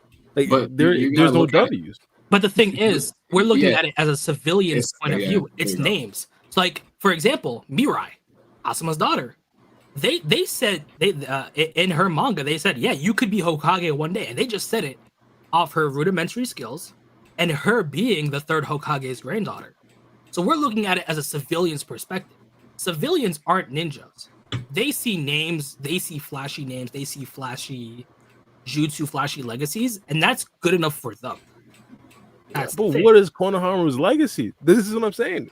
He's a Sarutobi. He's not wrong. He's not wrong. Yeah, he's spitting facts. Like if you're looking at, he learned right under Naruto. He trained. He's been in battle with Kakashi. Like he has connections to previous Hokage. He's the grandson of a Hokage. Added a nature element to the Rasengan, something the fourth Hokage couldn't even do. On paper, like this shit is spotless. Yeah. He's not. He's as a civilian, you would think that he's up to snuff. At least better than Sarada, reputation-wise. This sounds like a scouting report and less of like a resume. Like we're saying he learned under certain people. What did he do? No, but think about it. Think about it. Even going back to Shippuden, what did they think about when Shikaku mentioned Kakashi? They thought about his pedigree. Kakashi, son of the White Fang, trained under Minato, who trained under Jiraiya, who trained. They went back Yeah. on the list. They went pedigree first. They didn't. But then you could point out specific things that Kakashi did that actually garners clout to his name. But the thing is, they didn't do that because they're just civilians. Even the daimyo's not a ninja. Even his counselor aren't ninjas. So they're just gonna look at lineage. I Yeah, think, when they chose what Kakashi. Bara's doing is like he's just looking at it from the point of view of the reader. Like what Yeah, we you have see to on look at it at the screen point of view of a civilian. I am looking at it from the point of view as a civilian. I'm looking at the big moments that happened. Okay, but here's the thing. Boruto saved us against the Inosuke member. Like that's one of the big moments that happened. Konohama has none of those. Okay, but here's the thing. The civilians and even the ninja, even the run-of-the-mill Chunin and Jonin said, yeah, Mirai could be the Hokage in the future because of her pedigree alone. So I think you're overestimating the civilians when it's just at the end of the day a popularity contest. That's why Danzo was kind of pissed. He couldn't go after Naruto because Naruto was more popular than him at that point in time. No, I believe that, but because the audience members, like hypothetically, think back to what you were feeling once you seen Konohama the first time, once you've seen him in Naruto Part 1. Hey, he's the grandson of the third Hokage. We believe that, hey, it's possible that in the future he can be the next Hokage. But he never really built the resume of actually being a Hokage candidate, in my personal opinion. In the viewers' eyes, and I'm with you. I've said this before. I said this to my friends when we had the Sand Arc. Unless Konohamaru does something great, if he gets the Hokage position on technicality, it's not earned. Kakashi earned it. Naruto earned it. Konohamaru hasn't earned it in the viewer's eyes. In the civilians' eyes, if they were picking a person to be Hokage, Konohamaru would be in that running just because of the regular things that he did and his name. That's it. It might sound not that great, but when you're picking Hokage candidates, he's on that list. It's like this. All right, let me compare it. Let me make a real world comparison for him real quick. It's like when they made George Bush president, and you're like, why the fuck is this guy president? It's not because he did anything great. It's because his dad was a president before then, so they just voted him on that. It's just like lineage, like you're saying. Like a lot of times that matters a lot more than what you see on screen or what you saw the person actually do. Even look at Hiruzen, how he was picked as Hokage, or like how Madara was, or like how earned his stripes. But did you see it though? Yeah, we literally seen it. We seen him. You saw him in the war arc later on, but you never seen Hiruzen do anything until he died and when he fought Orochimaru. You all you heard of what they said about Hiruzen. That's kind of like Shisui. They say Shisui is an elite ninja just off pure myth. Like we didn't have to see anything on screen, but everybody just considers Shisui a top tier ninja. Like no, we seen what led to the decision of Hiruzen over Danzo. We seen him get his eyes taken from Danzo. I knew you was gonna say something, bro. I knew you was gonna say something. Okay, how about this? Proceed, Say worst case scenario, right? Koji's plan fails. Shikamaru is removed from his temporary Hokage position, and sticking to characters we already know, who would replace him as a new Hokage? Not bring back an old character. Say Kakashi still has that stigma on him for helping pardon Sasuke. Say Daimyo's like, no way. Who's on that short list of becoming Hokage? Oh, I say Sakura, even though you believe that it's unlikely. I do say Sakura. Remember, you gotta look at it through a civilian's eyes, through the daimyo's eyes. Like, who would he pick after the bombshell failure that is Shikamaru helping Boruto? You're gonna pick the wife of the person who just assassinated the president? Yes. If she was seen as that big threat, she wouldn't have the position she currently has. She's still the head of the medical department in the Hidden Leaf Village. She's still inside. We really don't know that though. Here's my devil's advocate though. You have the Uchiha clan still being part of the police force. You have Fugaku Uchiha not being considered for the fourth Hokage position specifically because he's an Uchiha. You have Uchihas not really being part of the Anbu until Itachi. So they have, once you have a stigma to your name, it tends to stick. So Sakura is someone who can't be replaced as a medical ninja. She's the best medical ninja they have. They're not gonna touch her, but to give her a leadership role after the head of her clan, because we got to remember this is Sakura Uchiha. So you're gonna give an Uchiha member the hat after an Uchiha member did a double betrayal on the village. We know they're not gonna get no Uchiha nothing up in this village. Exactly. Bro. That's why It's like, Sakura come on, bro. can only get the hat after they realize, oh shit, the Uchiha clan actually saved the planet. They saved our lives. Kawaki was the traitor. Bro, That's the only time she'll get the hat. It doesn't matter how strong Sarada is, doesn't matter how capable she is or how smart she is, until the villagers can see that, until she can actually convey that to the villagers and the daimyo, she will never be Hokage, regardless of how many things she does. She could save the world 10 times over. Until the civilians comprehend that, she can't get the hat. Bro, the Uchihas are like the blacks of the Naruto universe, bro. Until the Naruto universe get their Barack Obama, we're not gonna have a Uchiha as the. This is hilarious. You're putting me in a difficult. I would admit you're putting me in a difficult position because you're specifically saying new candidates. I'd say Sais over Konohamaru. Yeah, I would say that right now because he is the head of the Anbu. Kobu so far trusts him. Konohamaru lost that respect. So yeah, it would be Sai. I would literally drop 2 Blue Vortex if Sai becomes fucking. I swear I will. He has the pedigree as well. I almost got Naruto when they Danzo was a Kage to be trained under Danzo specifically. He was in the team of Kakashi. It wasn't necessarily Kakashi wasn't necessarily leading the team, but he was in that team as well.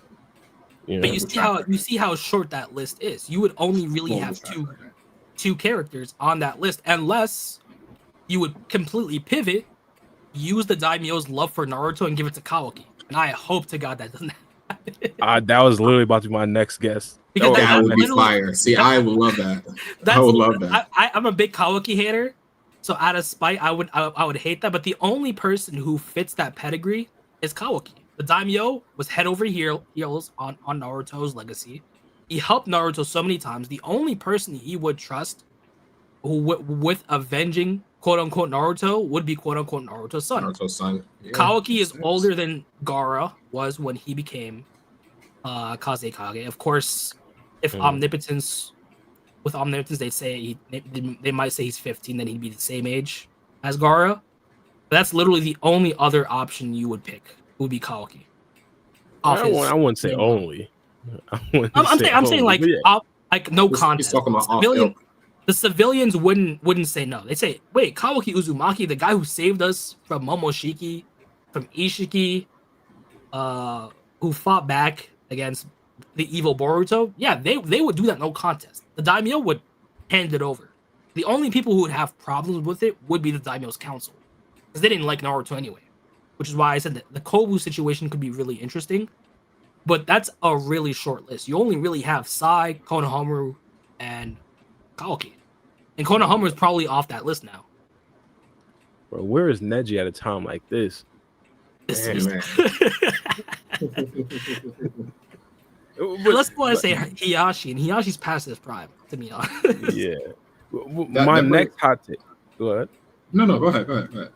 My next hot take, and the panel up here already heavily disagreed with me when I brought this up originally. My next guess would be, or not guess, but my next person would be Ada. Yeah, option would be Ada. I feel like Ada's that nuclear choice. Sorry to cut you off. Of like, yeah, we're gonna mess up. We need someone to hold that position. Have Ada go charm the daimyo. I feel like that's just a way out there nuclear option. It makes sense in my personal opinion. Well, first things first, we were talking about the citizens and what they essentially say. I don't necessarily think that they deny Ada. Why did he sway me right now? She does have the charm ability. If she wanted to be Hokage, she could be. Shikamaru even says that she could take over countries if she wanted to. Yeah, I think plot-wise, it makes most sense. Well, not makes the most sense, but it's the most advantageous to characters like Kakashi and Boruto, because when she's immune to omnipotence, also she already has the link to Kakashi as well. She's essentially already communicating with him, so like it'd be the most advantageous. You mean Shikamaru? Koji. I mean, Koji. That's like Kakashi, man. Koji. Yeah, you said Kakashi. Oh, see, that all depends on whether she lives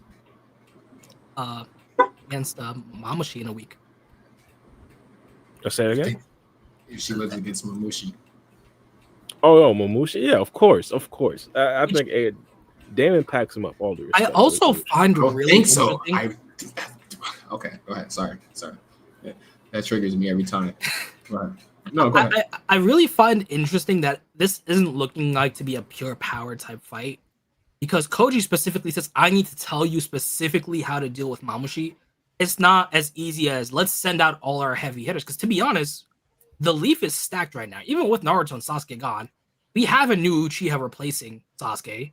Even though Himawari is a bit untested, pure combat does wonders for people's skill levels. So we have a new Nine Tails user.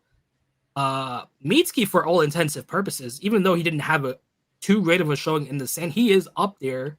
We have Delta, we have Kawaki. Say we even remove Kawaki. We have a lot of heavy hitters condensed in the village with Damon.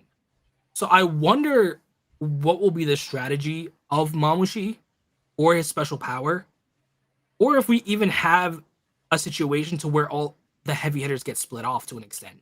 Because for all we know, Hidari could also show up, because we've seen the future vision with Hidari, and so far, other than Jura, all the divine trees have come in pairs, basically. So it'd be interesting to see another pair. Well, who do you think he'd come with? Pause. Hidari, because his target is still also in the leaf. We only have 2 divine trees left, excluding Jura. We have Mamushi and Hidari. That they still have targets. We do need one target to be eaten, just so we know what happens. That's not going to be Sarada. So it feels like Ada's now on the chopping block unless they create another divine tree. Well, wait a minute. Why wouldn't it be Sarada? Would Sarada really get eaten though? I feel like she's Why not? a grandfathered in character though. To be honest, because we have Koji betting on her Mangekyo. Yeah, basically plot armor. she's just it. She's inevitable. She's inevitable, as yeah. My man thing Thanos was saying. My thing is the Vortex created this magical thing where, like, in plot wise, they're away from the story, but they're not dead, and they've done it specifically for Naruto and Sasuke. Because of that, I think plot armor doesn't necessarily always save the main characters in this situation, because they can always come back.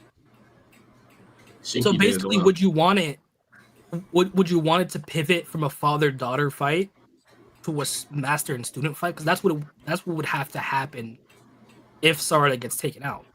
Because if Sarada gets taken out and she doesn't get that character development against the clone of her dad, and say Hidari wins and he gets the Sharingan's visual prowess, basically, it changes to a student master fight. And I feel like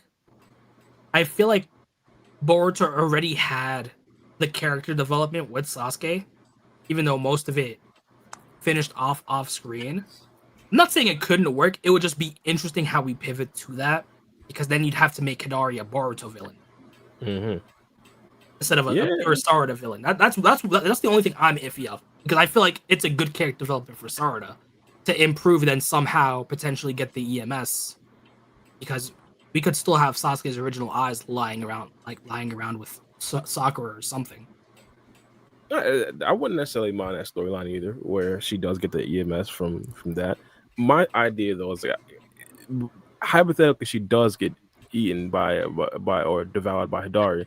You're correct. It would essentially turn into like a student and teacher situation, where Boruto is now like the student wrestling with the love of his teacher, plus the potential love of Sarada as well. And I think that right there could be like an interesting dynamic, since we're already talking about like the love dynamics with Konohamaru and what's called Matsuri, and also Jura reading his novels and such. So like things like, I think they could play with that a little bit more down the line, but also the fact that Sarada could still play a huge role in actually defeating Jura because of the Mangekyo Sharingan, even after being consumed and potentially unlocked by Boruto. I think that opens the door for like characters with heavy plot armor to still potentially get devoured. I see the vision. We also have to figure out though, what does being devoured actually means, Because if it actually means death, No, then Well, we've seen it with Shinky though, right? no. Because with Shinky, he just got turned into you a mean tree. okay. This is the divine tree actually wanting to devour. Devour you, We yeah. almost seen it with no, Himawari. I'm pretty sure that's what it was. Like, because remember when Juro was about to do that with Himawari, he was about to turn Himawari to a tree, and he remember, explained it. You got to remember, Koji said Himawari would die. Same thing with Konohamaru. He said Konohamaru would die. So it feels like there's a disconnect to where if you get treed and you're used to make a divine tree, that's not you being devoured. That's just you being used as an energy source for the divine tree. Wait a minute. Being devoured seems to be a completely different concept so far, to where it feels like it's implying that they actually die. I could be wrong. It's just that's the vibe I'm getting. Same thing. You could technically be right if he was saving like his final like devouring for actually Naruto. Because if it was just Konohamaru getting turned into a tree, why would Boruto jeopardize Koji's plan if at the end of things everyone just gets released from their trees? And he also said that if Himawari gets caught by Juro again, she will die. And then Boruto did say in the last chapter, how many people did you expect to die? My thing though is like, Juro pretty much explained what it was to be devoured. Like, I think he was talking to Himawari, and he said nothing's gonna happen, you won't be harmed, your leg is gonna heal, and he was basically explaining like you're not gonna die. I could have sworn I was a kid. I mean, I'm trying to go back to figure out the specific wordage. I forgot the exact chapter. Which I chapter? mean, I think that was just him trying to like maybe just get the chakra inside of her, like that Bijou chakra and stuff. Yeah, it was a chapter that he him still wanted to like actually devour Naruto. Hold on, I got you. It's just Or maybe. I don't have ChatGPT handy right now. ChatGPT. Oh, I do. Right here. 9. I believe it was chapter. Might have been It was chapter 10. Oh, chapter 10. When we pull it up on screen. Yeah, you could. It's probably like the chapter before the fight starts. So yeah, they fight chapter 11. Yeah, we call it devour, but you simply become nourishment for me inside this tree. It isn't painful. There's no need to be afraid, and eventually you'll stop feeling anything, including that fractured leg. Is it this chapter? Oh shit, I'm not showing anything. So that's the point where they die at. Yeah, because like if you stop feeling anything, it could also imply death. It doesn't have to 100% imply death. But Koji does seem to say that, yeah, if Himawari gets caught outside the village by Juro, she will be dead. Shit. Is this the chapter or am I tweaking? No. Probably because no one's going to be able to save her from the tree. Yeah. It's the next chapter? It should be 10. I think it's 10. This is what Manga Pill is saying. I don't know if it's correct or not, but it's saying chapter 10.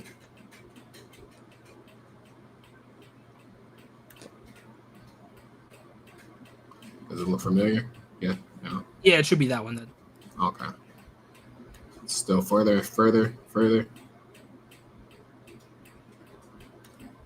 It's when she's in the tree. Well, yeah.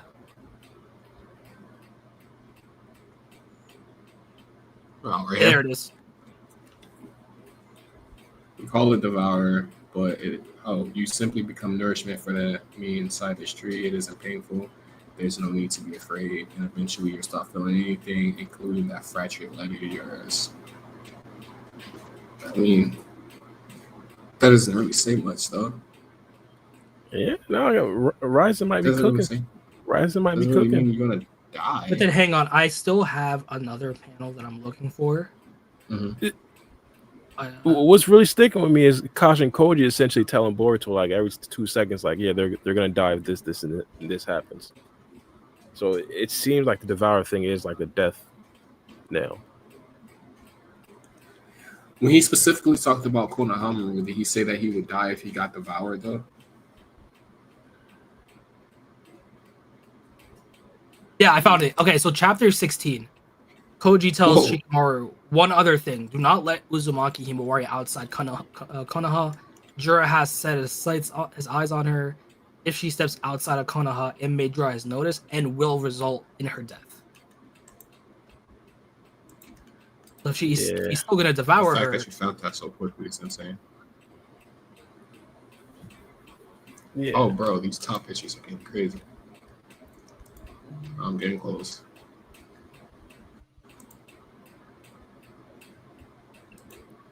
This one right here, right? I have a better site you could use. Yeah, please. These pop-ups about to get us. What is going on here? I wanted to go so quick, but I'm like, hey, people can still pause and shit, huh?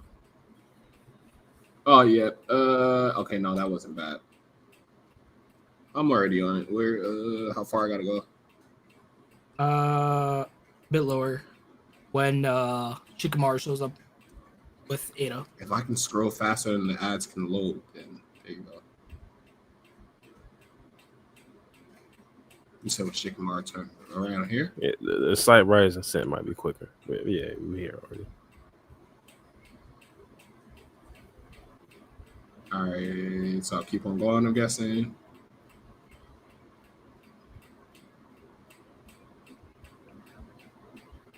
How's zero cool? Keep going. I'm hoping. I want to say I'm hoping Rising. There, hang on. There it is. Up.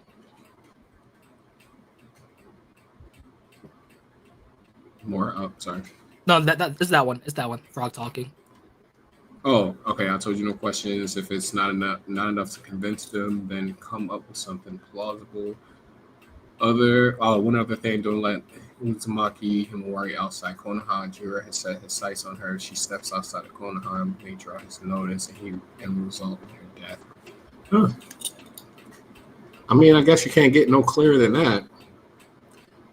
Yeah, pretty much. So yeah, I could take that as you'd probably die. And then in chapter 21, Boruto's asking about Konohamaru. So if he wasn't gonna die, there'd be no reason for him to like show up and risk his own life.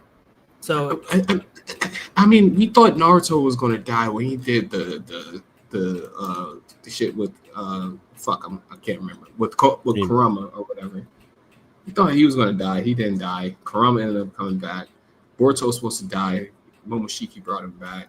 Nojin was supposed to die. He may be an Edo Tensei. I don't know. It's possible. But you gotta assume it's a little bit different, right? Yeah, Koji's actually seeing potential timelines. So if devour means death, it means death if you get devoured. Like Yanks is actually seeing all the possibilities. And then Matsuri also seemed to believe that whatever she was gonna do was gonna off Konohamaru. Right. So I'm not saying it's a done deal 100% thing, but so far off implication, we have to operate under the assumption that there is a very decent chance that devour does mean that you're gone. You're not even a tree. You're just gone now. You're absorbed. Right. Just give me a flashback of Mello because he always said that you gotta operate under the assumption. No, you're absolutely correct though. So at this point, yeah, we can assume that they would die. I guess he did say it would result in death. I'm just saying death has been so cheap in Boruto or Naruto right now that because we could also isolate Himawari as a separate case, like say, oh yeah, if she's in a tree and all of Kurama's chakra gets siphoned off her, she'll just die because of that. But it seems like Konohamaru is getting thrown in that same boat to an extent of he'll die too, to where Himawari might not be an outlier. We could potentially believe. So, quick question: hypothetically, one of these characters one of these Shinju actually do get their goal and actually do devour one of these characters. Do you think there will be a new Shinju, or will there just be like a fusion per se? I feel like going off of Hidari's words, it seems like you're adding on their abilities to whatever you were. So like how Mamoshi wants Ada's genetics. So if I feel like it's implied that he'll get whatever Ada had with Hidari. If he had devoured Sarada, he'd get the Sharingan at that point. Right. So it feels like maybe you're just it would be like a Cell situation. You're getting your target, you're amping yourself up. So Matsuri, she was going to get an afro or some shit. What the fuck was she going to get? Nah, she was about to get the the lower end of the deal. she was lower end of the deal is crazy. She just wanted that man. Yeah, I was like, bro, because it'd be hilarious, like if they all got like their their goals or their targets or whatever, like say they all was able to succeed in their goals, they all get a power boost. Nothing happens to Matsuri because I can use the Rasengan, yeah, to tail beast bomb. yeah, that's it. Where I could already do a tail beast bomb, most likely. I don't know, but that yeah, she picked the most weakest character. I don't know. So that's why I want to see. I really want to see how the Devour thing actually works. Like, does it? Yeah, because Konohamaru, to be honest, sorry to cut you off, but he No, would have no, been the you're good. perfect. He would have been the perfect like sacrifice to see that, but then Boruto changed the timeline. Unfortunately, like, you know, we could have killed Konohamaru and had character development. Like Koji out here had to save Inojin's career because I feel like Matsuri should have been a Team 10 villain. Like, yeah, Konohamaru's dead now. We gotta lock in. But at least Inojin had a 180. I used to hate Inojin. Now my guy's committing treason, which is better than I can say for Konohamaru. Shout out Inogen. All right, I want to switch topics. I was watching, what is that movie called? Doctor Strange, bro. I think I was telling that's a major switch, bro. No, hold on. All right, so have you seen the Doctor Strange movie, the second one? I can't remember what the hell it's called. And I just seen Multiverse of Madness. It's called Multiverse. Yeah, no way. I think it's Multiverse of Madness. It's Multiverse of Madness. Yeah. Is it really when he gains the third eye or whatever? Yeah, he's fighting WandaVision. Was he fighting WandaVision? Yeah, but basically what I was wanting to say, the only reason why I brought that up is because he does some shit in Endgames. I'm about to run. That's crazy. But whatever he does in Endgames fucks up the timeline. So where one timeline is disintegrating, pretty much, it's like collapsing. It's like becoming no more. So how do y'all feel with Koji actually fucking with timelines? Do you think it's going to result in something like detrimental? Do you think that Koji is pretty much like the key to like the end villain? I feel like because he's seeing the future and there's no real paradox, I think he could be the key of making the future worse. Because now you have Boruto planning against Koji. Mm-hmm. So having knowledge of the future is risky in itself. Right. If you guys are heavy with the Flash. Yep. And well, the DC television show. I'll just use the CW Flash. Yeah, I only watch the as a reference. So every time Barry tries to mess with time pushes back. So, like how Koji said, Boruto could have actually destroyed a few good future timelines. So if you start having multiple characters like Ada, Boruto, maybe Kawaki in the future messing with those timelines, they might create a bigger threat. You also have Momoshiki. We got to remember, Momoshiki is also a vortex of fate, or whatever Koji's called them, because he also knows what's going on. He also has his own limited future sight. So having all these people messing with the potential timeline could give us a terrible future or create the possibility of a new villain. So I agree with you. Do you think creating a new villain will make it too much Dragon Ball Z Cell type thing? Because the reason why, in Dragon Ball Z, the reason why Cell appeared is because Trunks started fucking with the timeline. He went back in the time. But the way they explained it is Cell found one of his spaceships on one of the timelines and went back. But basically, him messing with the timeline brought Cell into that timeline. So do you think he'll be borrowing too much and people already comparing Dragon Ball Z to Naruto? Like, oh, this is just like the Cell, a version of the Cell ripoff. Especially if they're like them devouring their host or the ones that their targets makes them evolve. I feel like we're already at that point where we're getting a lot of inspiration from the Android and Cell saga, especially because Kishimoto does use Dragon Ball as inspiration. Mm-hmm. And we have cyborgs. We now have basically Cell, which is Jura wanting his final form, which is a divine tree, or like if whatever happens to him if he eats a fruit. So I feel like at this point we already have it, because Jura in itself was an unexpected villain that was created by hodgepodging multiple powers, like how Cell had different cells of different people.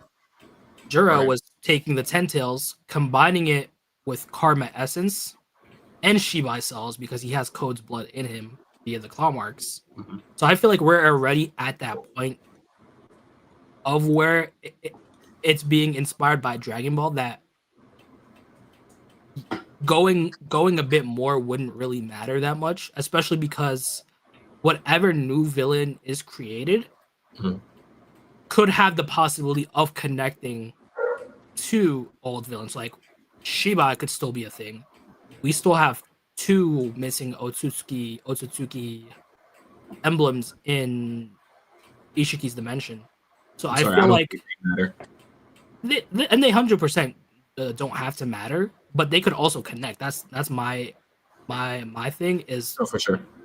whatever new villain is created, as long as it's not something completely different and it's still Also, you connected. forgot one too. Amado's daughter that he's trying to bring back. Yes, 100%. And as long as it's connected to the Otsutsuki in some way, that's fine. Now, if it's like, oh yeah, there's a whole nother space alien race on the other side of the galaxy, and now they want to come to to planet Earth, yeah, that's something I would have problems with. But as long as it connects to the basic, yeah, I'm related to the Otsutsuki somehow or some way, I'd be fine with that. Because we're already in our Dragon Ball Z arc anyway. Yeah, I agree. I think that if they just borrowed a little bit too much, like paying homage is cool, but like copying and pasting the story is a little bit too much for me. What I'm a bit afraid of is them going the Samurai 8 route and just making Boruto a god. I don't know if you guys read Samurai 8, No, I haven't. but I did. funny enough, I read at the beginning a bit. funny enough, I make jokes about this. This is Boruto meeting Shibai and having his Jogan. I'll pull it up. Hang on. It's from Samurai 8. Yeah, it's the final chapter, or like the second to last chapter. Oh yeah, And it's really giving me Boruto and Sarada vibes, and I wouldn't be against it. I just don't want like Boruto to become like a god and then just like disappear. Oh yeah, drop it so I can pull it up. What, do you not think that's not inevitable? Where Boruto becomes the Otsutsuki god? In the way Samurai 8 did it, the dude lost his physical body. He like so basically what we think Shibai is right now is what the dude became. Like he cannot like interact with like the third dimension with the physical world anymore. So I feel like that would be bittersweet in itself. Like Hinata just came out and like her son became a god, she could never see him again. Like I feel like that would be a bit off for me, just personally. That's what Goku did in GT. Yes. He was left with the dragon. But or whatever. at least with GT, Goku had a full life with his family, so it doesn't hit as hard. Like you had 50 plus years with that dude. The only one who's missing out is he him. died 8 times in 50 years. Okay, I'm pulling it up right now. I gotta connect this shit to my router because there's no way my computer should be moving that slow. Yeah, I've been noticing. Bro, this is so much like. Look, they all look like leaf villagers when they're out in the snow and shit. Yeah. And then if you go So down, he who's meets the God, god. yeah, He this- becomes a new god. He becomes basically Shibai. That's my joke. Dude's gonna meet Shibai and become Shibai. I mean, it isn't far out. Dude's got a Jogan too. Because isn't more Ikimoto more of like the flagship? Like, isn't he more running Boruto than Kishimoto is? Yes, and like Kishimoto did give like a few things, and they also seem to still talk. Like Kishimoto wanted Code dead. Ikimoto debated against it, and Ikimoto won out. So I think Kishimoto could still throw his 2 cents in, and I wouldn't fully be against it. I just don't want that type of ending for Boruto. Like I feel like it's a cliche. Yeah, I want a happy ending for my protag, but I don't want like an Eren type ending or like a bittersweet ending for the most part. I just want him to get his family back. I feel like that's not too much to ask for. Yeah, I see what you don't want him to be. The opposite. I love. You don't want him Alien. with like a halo over his head in other worlds training with like Hercule. I get it. Like he can do that after a couple decades. But, like, give my man Naruto his family back. I feel like if Boruto loses, it kind of makes Naruto lose, especially because to an extent he is responsible for Boruto having that karma. So The only like anime that I like that ended like on a good note was what's that shit called? Fuck, I can't remember. The Full Metal Alchemist Brotherhood. It's the only one I like. Did Naruto not end on a good note? Damn. Naruto isn't ended yet though.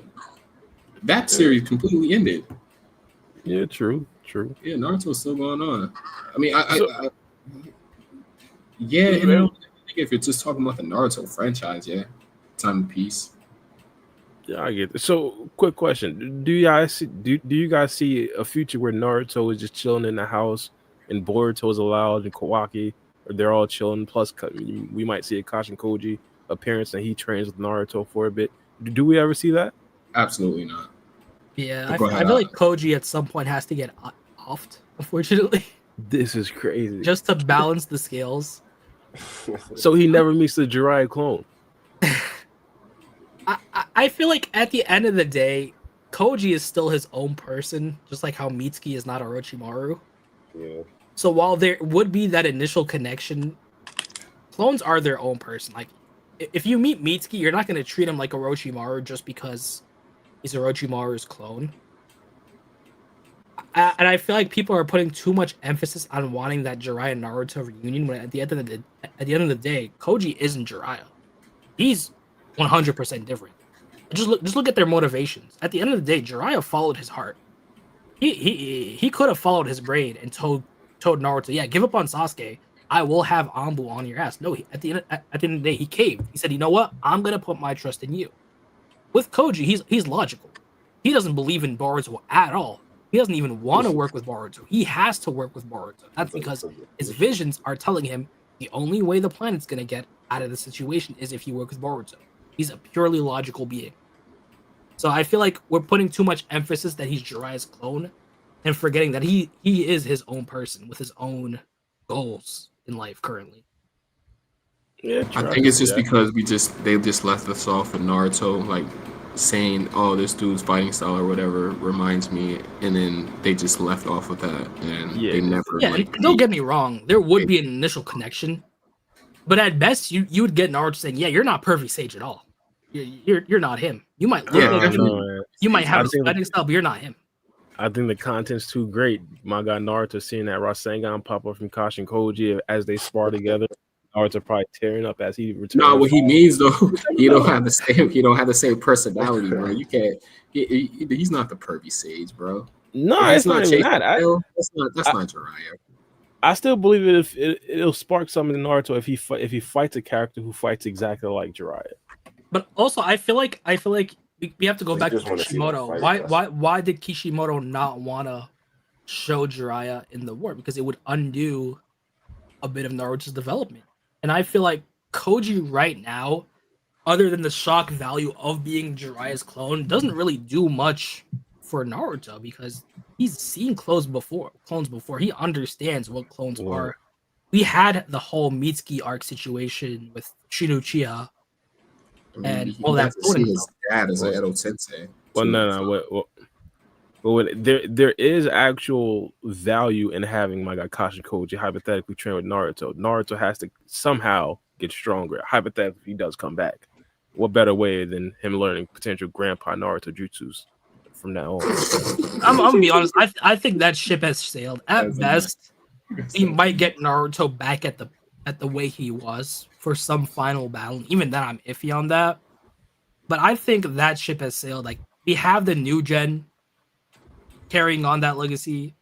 Naruto did what he could as Hokage to nurture the new gen. He even says it that at some point this new generation will surpass them all. And I feel like Naruto did his job, just like the other Kages before him. He was able to give the new gen a chance and time to train up their skills, and now they gotta take up the slack. Even Boruto says, "Yeah, we can't rely on my dad anymore. We have to pick up the slack." Just like how Shikamaru told Naruto, "Yeah, we're gonna have to be the senseis now. We can't keep getting treated out for ramen. We gotta do the treating. We gotta step up now." So I feel like while we could have a fight or two with Naruto, I think that ship has sailed of him being fully pivotal. I think you'll have like one last hurrah at best. That's it. Don't get me wrong, I understand the idea of not necessarily having Naruto be in the trenches for all the huge battles and things of that nature. But I have to believe like you're not gonna have Naruto in this series and characters like I don't know, like Sarada are like significantly stronger than him. Now I get it, narratively it should be that. Or matter of fact, I think Sarada is like a bad character to choose. Maybe Chocho is a better character. You can't have a series where Chocho is like significantly stronger than Naruto. And I do believe for narrative wise and plot wise, because Team 10 is like in the storyline, I believe they're gonna eventually have to get stronger. And I think it was already too far in part one. Adding on to your point, I feel like someone like Team 10 aren't like a type of fighting character as like Naruto. They suit a totally different role. So in my mind, they're a support team. So off strength, you're still gonna have Naruto and Sasuke being over them, and like the new gen surpassing the old gen isn't a full one-to-one where yeah, everyone in the new gen is stronger than the old gen. No, it's just you have characters in the new gen that surpass the old gen, but the old gen can still box. So like for example, Naruto, Sakura, and Sasuke might have surpassed Kakashi, but Kakashi could still box with 90% of the new gen. So I feel like in a circumstances of having Naruto being relevant, at best you have him fit the role of what the old gen did in his role, where they assist the new gen. They help make the new gen look good, like the main like the main trio, the main 4 characters or 5 or whatever. So I feel like I feel like we're done seeing Naruto because he's not a Goku character. Goku's forever gonna try to improve, but Naruto's not that type of character. He's the type of character to want to nurture the new gen if he can, and if he sees their potential, he's gonna gamble it all on their potential. And you know, this is just me headcaning it and me. That's exactly Goku. What do you mean? He gambled everything on Gohan being Cell. Yeah, at that point, but now he's just. No, he did the same thing with Trunks and Goten. Yeah, that is 100% fair. But once he came back to life, he said, "Yeah, I'm gonna train. I want my God form. I'm gonna go to Beerus' planet 9 times a day." Yeah. After that, he kind of said, "Yeah, they're not ready yet. I'm gonna keep bettering myself. If they want to train, cool. But I'm gonna go hang out with Beerus for now." Yeah, you're right when it comes to Super. Just when it comes to Z and stuff, he did gamble kind of. Yeah, 100% on a freaking child. It's just I wouldn't be surprised if the way they end Boruto is Sarada's Hokage, Boruto's outside of the village, and guess who's watching the new kid? It's Naruto and Hinata, and the new kid's pissed off even more because now he doesn't have his mom's attention or his dad's attention. And now we have Naruto. Please, no. Telling the new character Boruto's. I can't say that with a straight face. I can't. But that's what I feel like might happen. If they do that happy type ending, because we have that callback with Boruto saying, "Yeah, to Sarada, yeah, if you want to become Hokage, you should stay single." And we know Boruto moved past that mindset. Wait, he said that? Yeah, he said that. Chapter 2, I think, of Boruto. He told Sarada, "Yeah, if you want to become Hokage, stay single because it'll cause your family heartache or something like that." Okay, that makes sense though for his character at the point in time. Yeah, and we know he moved past that, but it makes sense that, and you know, I know we're not all fans of like. I hope if they do have a kid, they give him. No, you have one really big fan right here. But I feel like that's the way they pivot to. Like he's not getting any of his parents' attention because you have the supporting shadow outside of the village, And then you have Sarada as the Hokage, who's going to be even busier than Naruto was. So you're going to have Grandpa Naruto trying to cheer up the kid. People are going to say, man, he's an even worse brat. So I don't know how they're going to do it. I kind of hope they don't do a time skip. If they do end it, just say, okay, we had a happy ending. Here's young adult Naruto and Boruto and Sarada, and just leave it at that. But I feel like they wouldn't miss the opportunity of having like a Goku Jr. like what they did in GT. So well, quick question. Exactly like Naruto, or exactly like Sasuke. Especially if Boruto becomes commercialized like Dragon Ball Z did. Yeah, because Naruto is at that point where it could be a generational manga where it just keeps going, like Dragon Ball. So they might not want to miss an opportunity of adding on to that family tree. But I think Baro wanted to say something. Yeah, I was about to ask, do you think the series of Naruto could kind of get away with like a Dragon Ball Super type of series where it's like a retrospective, where it's like you're not necessarily starting a brand new thing and like at the end of the series you're kind of going back? I thought like a cool spot they could pretty much do would pretty much be like the 16-year time skip between like the end of Super and the beginning of Boruto.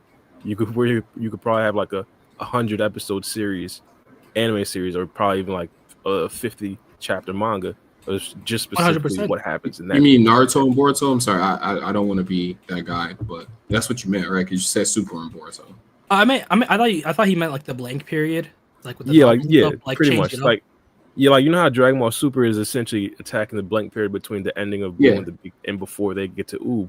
You could essentially do that same thing where it's like you're having a series at the end of Dragon Ball Super. I didn't say Dragon. That's what everybody wanted Boruto to be. Of Boruto, yeah. I think I know what you're talking about. Yeah, that time period between before Naruto becomes Hokage and everything. And the thing we did have it. Your microphone's going kind of out, right? Oh, hang on. Just for me. All right, I think that should be better. We did kind of have it with the novels. They just weren't animated correctly. Like we had some of them get animated. In Boruto, we had some of them animated in the last, but they could definitely. I see the vision with what Boruto is saying, because with what they did with Super, they used that 10-year gap, but they also changed it around. So like it's basically a different timeline pivot point. So they could 100%, if they wanted to, go back to the last. Fill in the gaps. They can completely ignore the novels if they want and have a new blank period story, and it could be its own thing that leads up to a different Boruto. And I could see it. And honestly, the only thing stopping it would be the business side of things. If they see there's potential in it and there's potential profit in it, they will do it. It's not. I wouldn't say no to that. That's something that could 100% be it. Yeah, in my opinion, I think it would have to be profitable, uber profitable. Yeah, it might even be more profitable than Boruto, to be honest, depending on how much they actually do, like put effort into it. Yeah, because at the end of the day, this is a business. If Boruto wasn't profitable, it would have been asked. Same right. Yeah, for sure. Yeah, for sure. I just think like a 20-year-old Naruto and a 20-year-old Sasuke, that'd go platinum. Like all the OG fans would love to watch it. It'd garner a lot of the new fans as well. I think it'd just be amazing. But we also have to like consider they might do what Dragon Ball did and like have like a cool off period. Like when GT ended, we were mostly carried by games, and then like Yo Son Goku is back. So I wouldn't be surprised if once Boruto ends, we kind of get a cool off. I know the live action Naruto movie is still being developed. I haven't heard anything recent about it. So I feel like we might have a cool off period to where we won't really get much. Just so they don't like overextend and oversaturate the IP. Personally, I wouldn't want that. I'd say keep the lore coming. Keep it going, but I wouldn't be surprised if they do a Dragon Ball thing where we're gonna let it simmer down for a while. Yeah, true. I wouldn't be surprised. My thing though, what I would say, it seems that Ikimoto, like, he might have a lot more energy to where, like, if Boruto does end, he might want to like still create more. It seems like he's like that young whippersnapper. It depends on Ikimoto. If he wants to like expand and it's still profitable enough to where they say, yeah, sure, he'll get it. It honestly depends on him and profit margins, basically. Mm.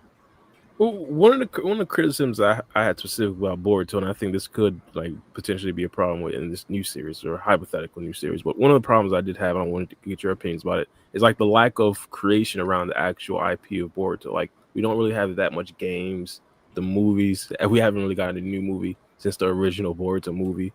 Why do you think that is? I feel like, unfortunately, a lot of the special Boruto stuff is in the East, specifically China. Because there's this Naruto mobile game that makes millions in China. It's officially licensed. They have a bit of Boruto, and it's making bank. We also have Naruto Boruto cards in China, which are making tons of money. So I feel like there's just lack of, I want to say, confidence in like the Western market possibly about having new Naruto and Boruto stuff. Because like, look at even card games. We haven't even been able to get a new Naruto card game in years. We have other IPs getting card games. We have Kagurabachi getting a card game set in Union Arena, but it's been kind of quiet with Naruto and Boruto. I feel like there's just not a lot of risk takers that want to get into like mobile games or card games or any of that, and I feel like it's unfortunate because we have other IPs succeeding. I just don't think they know how to handle it, especially because I think Bandai, it was revealed Bandai canceled a couple Naruto IP games, unfortunately. Yeah, I see what you mean.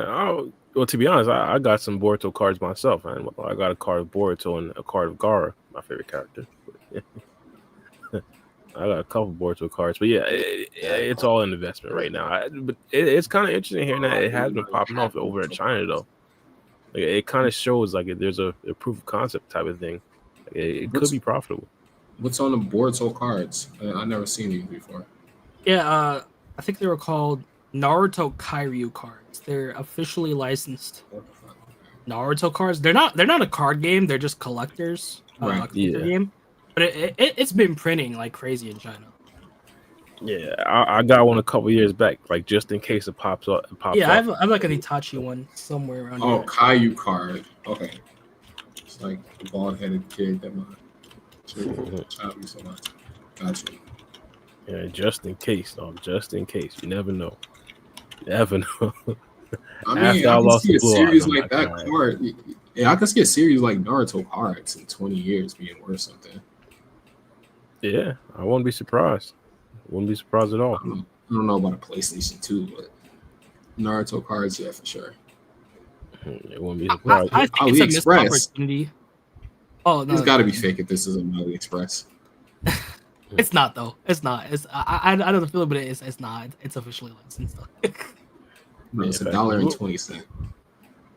I don't know about that. I don't know about that price, but I do know that there is a Naruto Boruto set.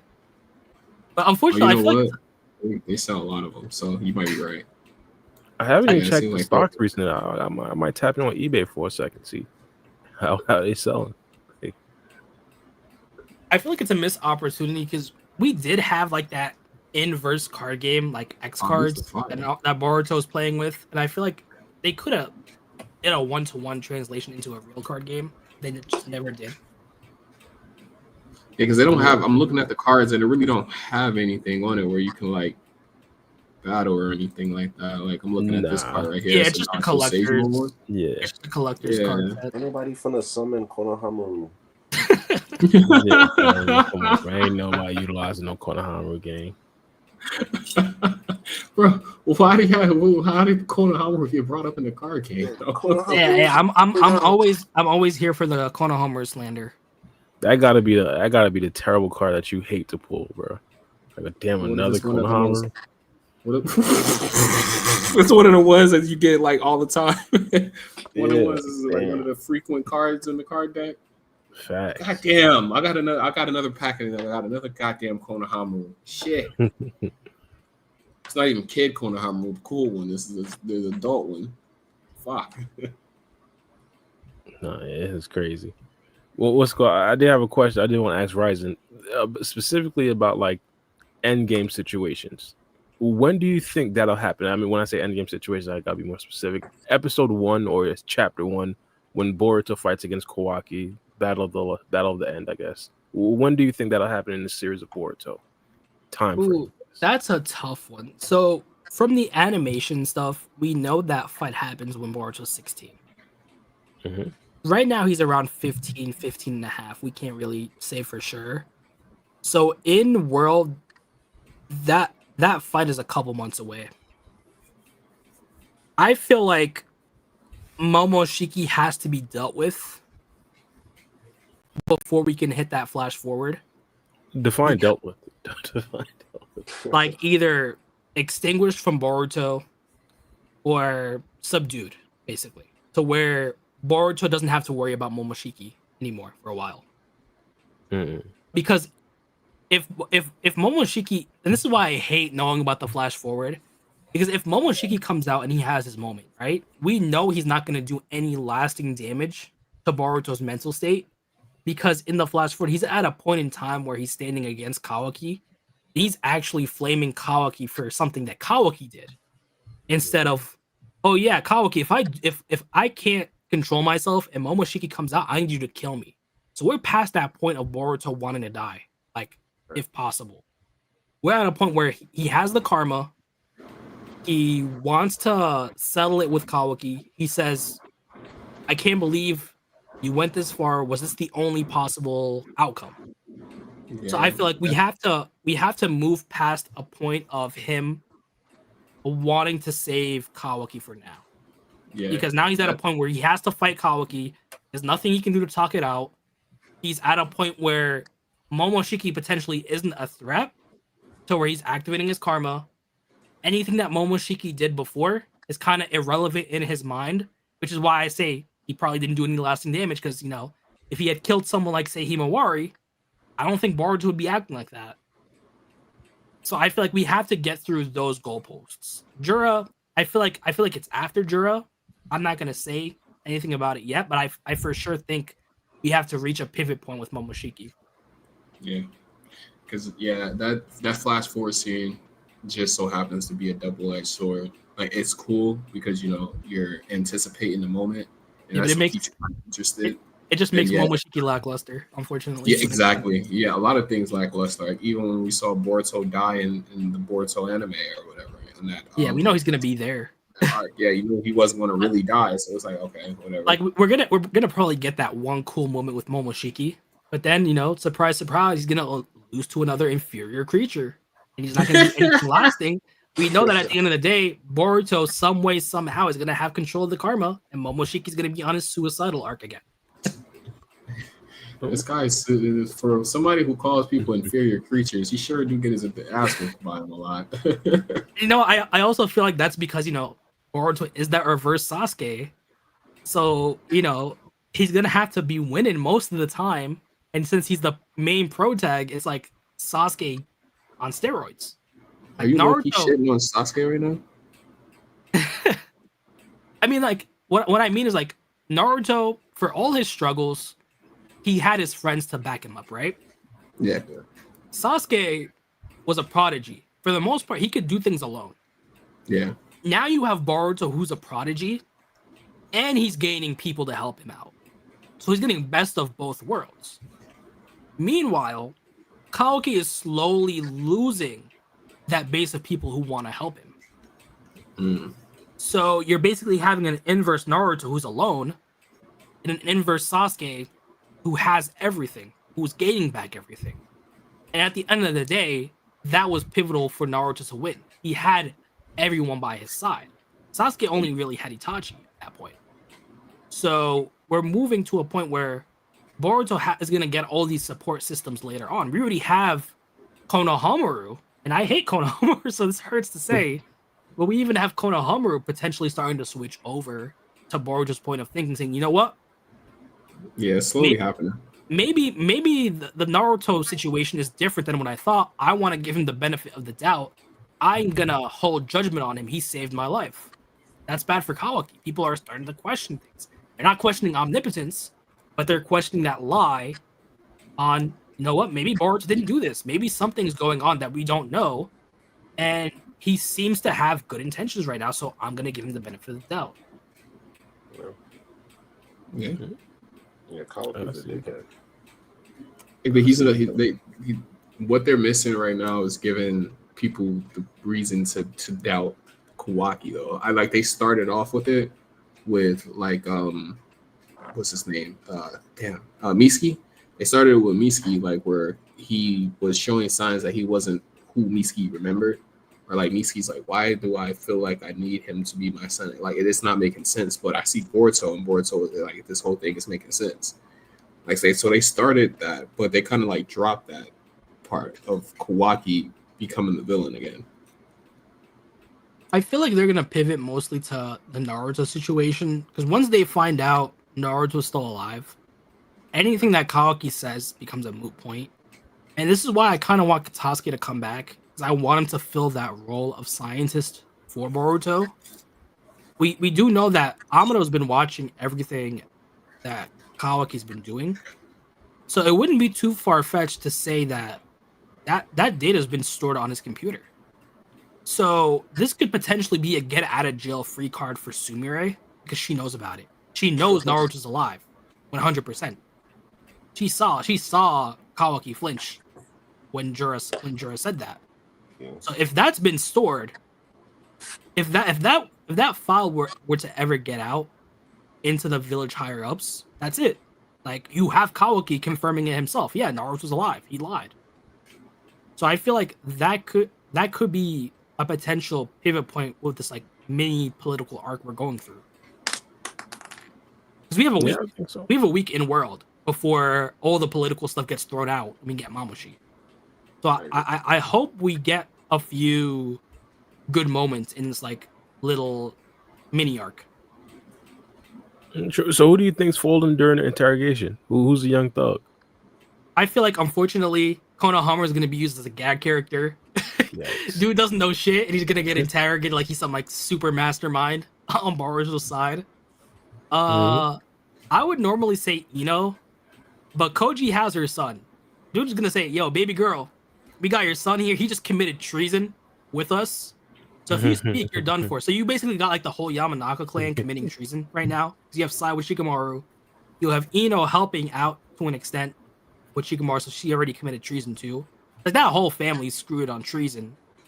So I feel like that it's more so gonna be used to target Sarada or even Kawaki to an extent, because the council ain't really messing with Naruto. So I'm hoping Kobu is that same person who says, yeah, it's actually beneficial for me not to have Naruto here, because now I can extend my influence on the daimyo again.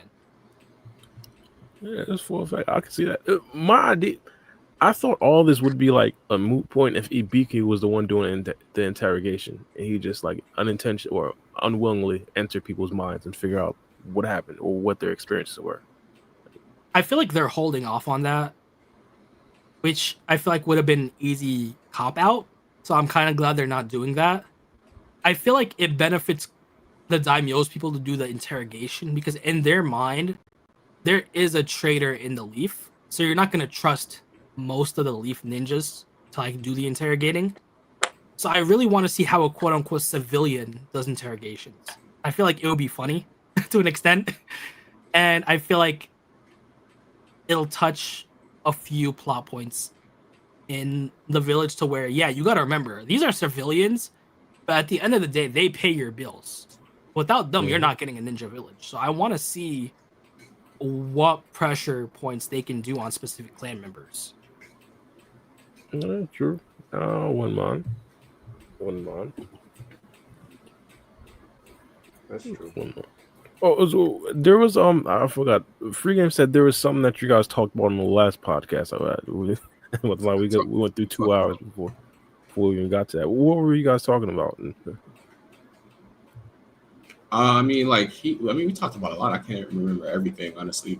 One of the interesting things that he brought up though is that I didn't know that Kishimoto had pre-drew like a lot of the designs for that we got now. Like for instance, you said it was Kishimoto's design of what was it? Sarada, Mitsuki and Mitsuki, Boruto. and Boruto. Yeah, we got Sarada's Mangekyo Sharingan years before we actually got the reveal. Never knew that until our pod. Oh yeah, yeah. You knew that? Yeah, I'm pretty sure we talked about it on the pod with Mello before. I don't fucking remember. I told you how bad my memory is.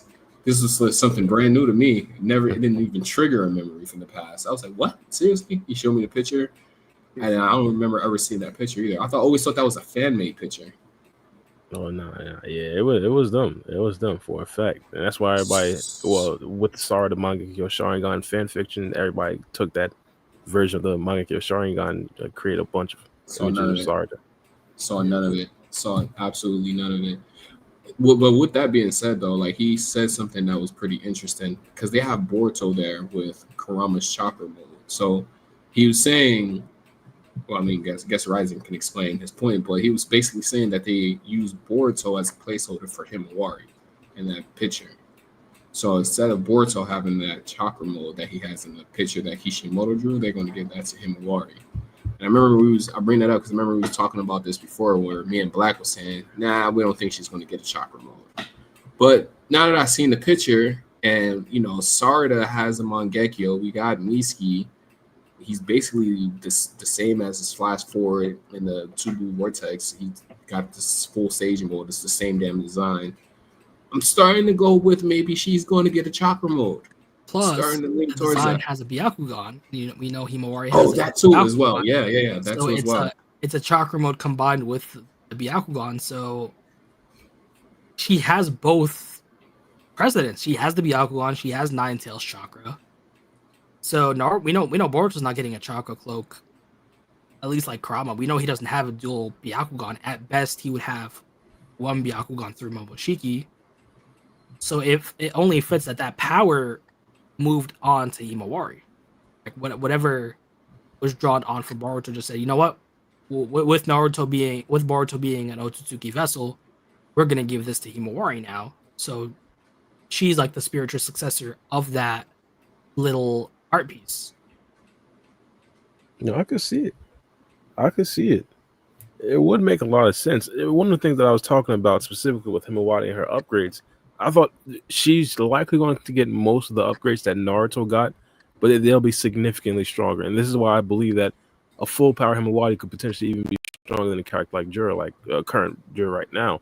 Like if she's already like challenging him, not necessarily saying, whoa, we already know that Jura wasn't necessarily going all out and fighting against Himawari, but if she's pushing him just a tiny bit once she has like the one tail state from Kurama, like let alone like the three tail state, let alone like the actual an actual chakra mode, like what would she look like when she has the KCM2 and she potentially stacks one of the Byakugan? I think that version would probably be stronger than Jura. Plus, a new gen Majestic Attire Susanoo would sell. You have the successor of Naruto, successor of Sasuke, Sarada, and Himawari. Show up with a new giant avatar. I feel like that would sell a lot. Plus, Yeah, I feel like it goes full circle in a situation where Momoshiki takes over and Boruto has to be bailed out by either Himawari or Sarada and both. Then you have it to a point where Momoshiki lost to Sasuke and Naruto, and now he's losing to his kids, showing the new gen is just as strong and able to take care of these newer threats. And, which is why I always say that Sarada and Himawari might be like relative at one point, or like in a similar situation with Sasuke and Naruto, where Naruto had like an edge over pure power, but Sasuke had more like technique and more like unique abilities to help out in the situation. Mm-hmm. I would like that little full circle moment that we have a new gen Uchiha, we have a new gen Uzumaki Nine Tails user, and you have Boruto like in the background. He's fighting Otsutsuki type villains, like Kawaki, but then you also have the human characters succeeding the old human characters. Mm-hmm. Yeah, that sounds good. Yeah, you have basically the new Naruto and Sasuke's and the Otsutsuki's. It's like Boruto and Kawaki just being Otsutsuki's. And then That sounds- the new Sasuke becomes Hokage, and then you have Himawari being that guardian, and then the Boruto being that right hand man. So I feel like it would be like a nice inverted little circle where Sarada accomplished Sasuke's dreams. Himawari became that protector, being able to protect her family and friends, and then Boruto being able to work in the shadows and protect his family without necessarily getting all that credit. I could for sure see. So at the end of the day, you believe Himawari would be stronger than Sarada? I feel like we have the same power split as in Naruto and Sasuke. Like Naruto had that edge in pure destructive capabilities, but that didn't necessarily make him stronger than Sasuke as a whole. So they're equal, but they both have different strengths. So Sasuke was more technique, he was more Rinnegan abilities, teleportation, all of that. But if you wanted like pure power, you went with Naruto. Sasuke had that intelligence, that planning ability. So I'd say they're both relative. I'd have them both relative with each different strengths that complement each other, just like how their dads did. I don't get the. I saw a bit of discourse on Twitter about Sarada fans and Himawari fans just going crazy, but like they're friends. Their dads are best friends. Like they're gonna be best case scenario equal, and they'll be working together. So why put one down over the other when you can have them both put up? Yeah, I heavily agree. It kind of reminds me of the Damon fans fighting with the Sarda stance nowadays. Like, chill, guys. There's only one chapter. I think. Yeah, and I feel like at the end of the day, the outcome is irrelevant because we know Sarada's not dying. Yeah. Either Damon still has to fight Mamushi. Yeah, either Damon gets called off, or Sarada's able to escape, and I feel like that's a moot point. It doesn't really matter. It's just a nice little plot point that got addressed. Yeah, they finally figured out they're immune to her charm. It was going to happen at some point, so I don't see what the surprise is. Yeah, true. Since we brought up Damon, I know kind of jumping all over the place, but Damon's ability is kind of interesting. What is your take on it? It was kind of said that he needs to be touching someone for the reflective abilities to actually work, but I believe we've seen it multiple times work without him actually touching anyone. What is your take on that? My take, and I could 100% be wrong, it's just how we saw it, like the viewpoint and where we saw it. He could still 100% still need to be touching people. Plus, he when he shot off to Sarada, he did touch her neck and then tell her not to do anything with the Mangekyo. Not to say he's weak, he still has pure power.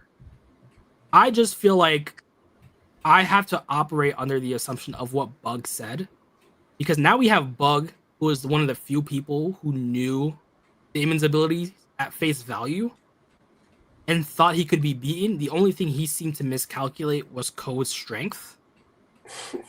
And now we have Mamushi, who is the incarnation of Bug, wanting to get his kickback, potentially.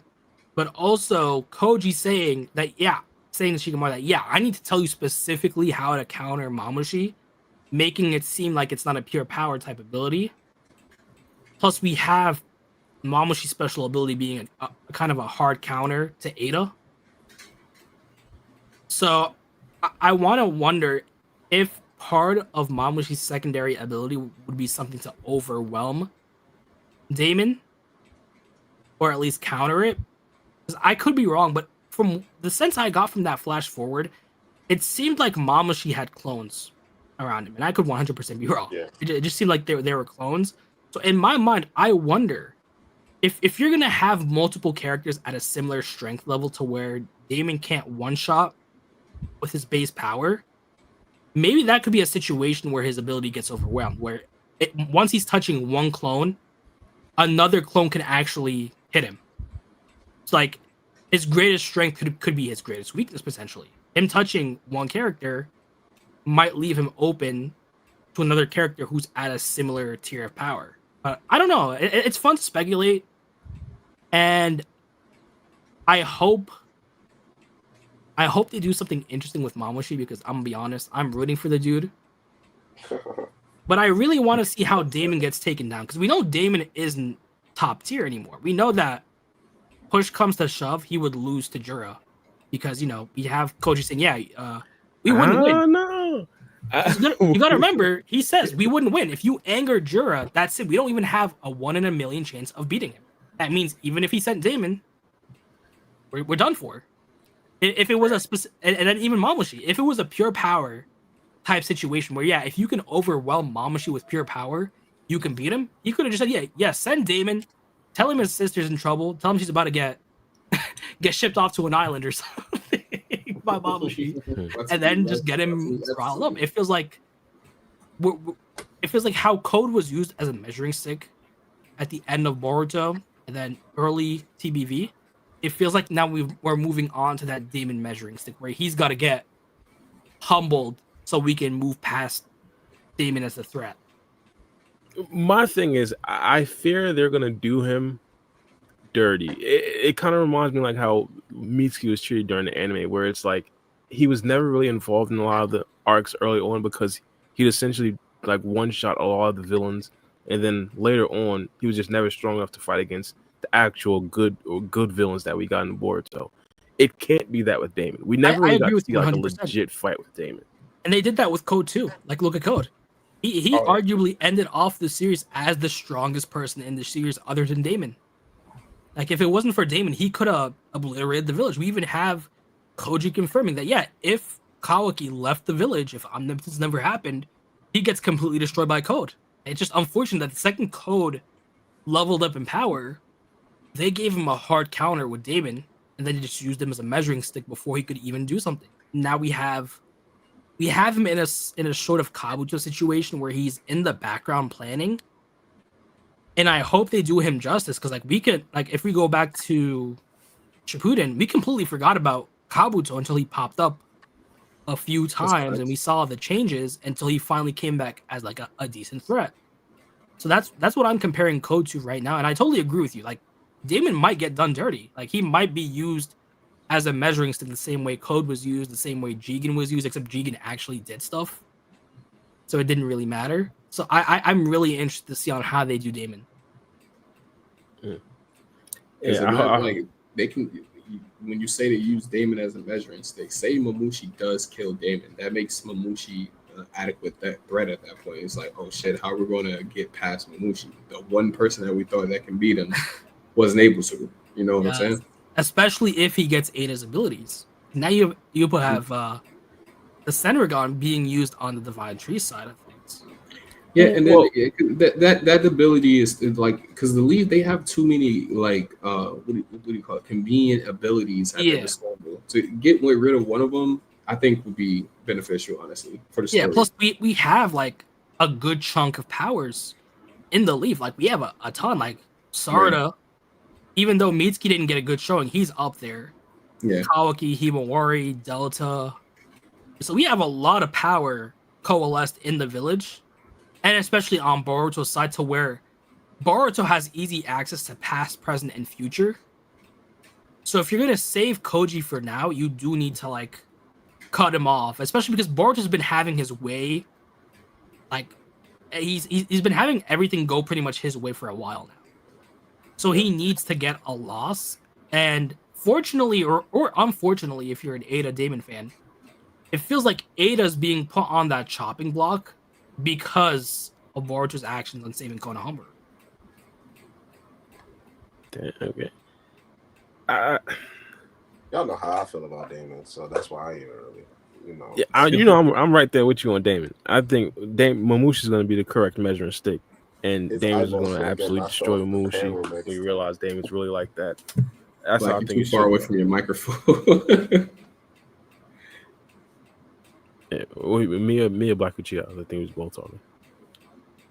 Nah, I think y'all had different opinions.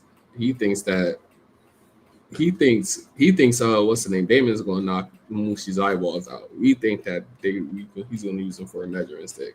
No, I'm saying the opposite. I think Mamushi is going to be the measuring stick for Damon. I think Damon is going to also do him like how he did Code. So you think you're gonna stomp him out? Yeah. The only thing that's keeping me back from that is save him as the last villain just for him to get stomped out by Damon. That I don't think that's gonna Plus, I feel like we need an equalizer because up until now we only really lost Yodo. I've said this, no one cares about Yodo. Nobody cares. We even skipped over Well, nah, any I care pivotal about remembrance of Yodo. So we only really have Hidari and Mamushi left. So if we have another Divine Tree just die, unless we're gonna get a whole new Divine Tree team, it kind of negates the threat of the Divine Trees other than Jura. So I feel like we need someone to win, and if devouring means death, I'm sorry, but Sarada's not getting devoured. So Hidari is not getting his kickback. At best, Hidari switches up on teams and stuff. And that's a whole nother debate. So I think Mamushi has to be the one to like redeem the Divine Trees and actually show what it means to accomplish their goal. Yeah, again, what did you say? No, I agree with him. I had said the same thing a while ago. I think that he's going to be the only one who honestly gets to devour his target. Yeah, and that I believe that's the only thing that's making me believe Damon might actually, lose in this battle. My thing though is I talked about a little bit earlier how Damon never really got the legitimate 1v1 where he was challenged and he challenged the opponent, and then they essentially made us essentially realize specifically what Damon's capable of. I believe this could be that battle, even though I want to be in a similar code situation. But that could be this battle where Damon actually does it, where he is challenged but ends up coming out on top. Just to be fair, for the Damon fans, Ada getting devoured doesn't mean Damon necessarily loses a contest of strength. He could win the battle but lose the war. Yeah. He could outclass Mamushi for all we know. And Mamushi could still end up in a situation where he absorbs Ada. It's just like what happened with Code. He whooped Code's ass and Code just escaped. Mamushi used the car march the same way. So we also have to consider that Mamushi could accomplish his goal. He could have still got kicked and had his back broken and paused by Damon. I mean, it could go a lot of ways. I don't like that. I mean, me personally, I want Damon crushed. I want him destroyed. I want my boy Bug to get his licks in. Yeah. But I'll entertain other options. That's just me personally. I think one of the Shinju gonna get Code. They're gonna end up devouring Code. Ain't nobody gonna get their target, and a lot of the they give no fuck about Code, bro. They took bro arm and just like get the fuck out of here. They don't care about Code. They don't wrote themselves in a situation where they're gonna have to make a hard choice, or they're gonna have to disappoint a lot of people. Either way, it's gonna look like one of the two. But bro, like you said, either a new batch of Shinju, which either a lot of people will mind or a lot of people are gonna hate like all over again, or one of these Shinjus gotta completely get the job done. I think Jura might be the only one who actually does something of significance, but that's just me. It could be that. To be one of the things that I was thinking about, like, if hypothetically the arc did end in that battle when Jura essentially fought against Boruto and Kawaki, which a lot of people thought it was going to end. I don't think we would bring it up. Don't get me wrong, but I don't think anybody would be like raging at the fact that we didn't really get to see any of the Shinju actually devour another character. I mean, as long as they play their role right, if they go out with a bang and a blaze of glory, that's cool. I think Damon it might be easy work with Mamushi, but I said before, bro, if it's like a high div battle, it's like a glorious battle, and it's like to the teeth, I'm gonna enjoy that as well. And it's probably gonna be a way to also add more, more clout to the Shinju's name. Plus, I'll sort of cut you off, Uchiha. No, go ahead. I want to say, plus, there's still the opportunity of more world building. So far, we've only had Divine Trees from the Land of Fire and the Land of Wind. Yeah. So they could still get a Divine Tree from the Land of Lightning, Land of Stone, Land of Mist. And we could have that be a way to where having a new Divine Tree team not seem redundant. Like, okay, we went and explored this region of the planet and we picked up a new Divine Tree, just like with Shinki. So on another point, who do you think they could repurpose as a Divine Tree? Nobody. They didn't build no character up like they built up Shinky. Shinky was actually made sense. To I make mean, a we could use an alt gen character. I mean, like it would be interesting having a killer bee who already has Bee. beast What? as a divine Really tree and have that interesting. be kind of like Himawari's mini arc because we don't know what would happen if a Jinchuriki gets turned into a divine tree. Instead of rapping, he does reggaeton. He does what? Yeah, That's crazy. this. Nah, man we is have absurd. bees speaking like super eloquent with like poetry and stuff. He's doing opera. Opera's insane. Yo, they are pretty like what do you call it? Sophisticated. So yeah. And Opera then we sounds could good. have like May be repurposed, have her like be a Vayne divine tree or something. I don't know who her Yeah. target would be. Poison ivy, the vine tree. Oh, that's crazy. Hey, we got a super chat. Randy Willis sent us $5. Appreciate you, brother. What kind of pit? He got a ball with the rubber bands and a basketball. Which one would be better to hoop with? I don't know. Sorry, that just threw me off. Who debuts first, Mamushi or Jura? I feel like he could kill Jura in a plot twist. I believe didn't Jura already debut? Well, would we consider the battle wa- against Core? The Right. first divine tree we saw was Mamushi. They all debuted on the same chapter, but the first one we actually saw was Mamushi, and then we saw Matsuri, Hidari, and then Jura. So he was the first divine tree we saw. I don't think that's what he means. So I think what he means is like in the next future chapters, like who do you think we're going to see first, Jura or Mamushi? Like, are we going to see the events that happens to Mamushi next, or are we going to get the pretty much the ending of Jura Jura? versus Momoshiki. I feel like it's we gonna will- obviously be Momoshi. Yeah. Wait, what? Like I said, it's obviously going to be the Momoshi stuff before the big bad Jura. So they're going Do to you get the see- Momoshi and Dana stuff out the way, I think, first. Yeah. How do you Well, feel about them like plot twisting with him actually devouring Jura or whatever? That goes to what I said. I was like, if anybody like devours Code, I think it could be Momoshi. Momoshi going to devour Code, and his low key plot is to just surpass Jura. Like, but I don't know if Ikimoto really is gonna do that, but that's it. Ooh. But if not, like they get the Momoshi and Dana stuff out the way, however they want to do that, and then we focus on the Jura and Momoshi. See, the problem becomes Koji basically, because until we really change the timeline again, Mhm. he knows what's gonna happen for the most part. So if it was a Mamushi plot twist, it's not happening right now because right now he can see a timeline of where they can beat Mamushi, which is why he's trying to tell Shikamaru everything. That could change definitely later on if they fail, but it feels like Prescience is always that soft counter for now, to where, yeah, Mamushi could take over and devour Jura, but right now it's not in the cards until something big happens. No, true. Well, a quick question: hypothetically, if Momoshi actually does, devour Ada, would Jura also get the Sengogan?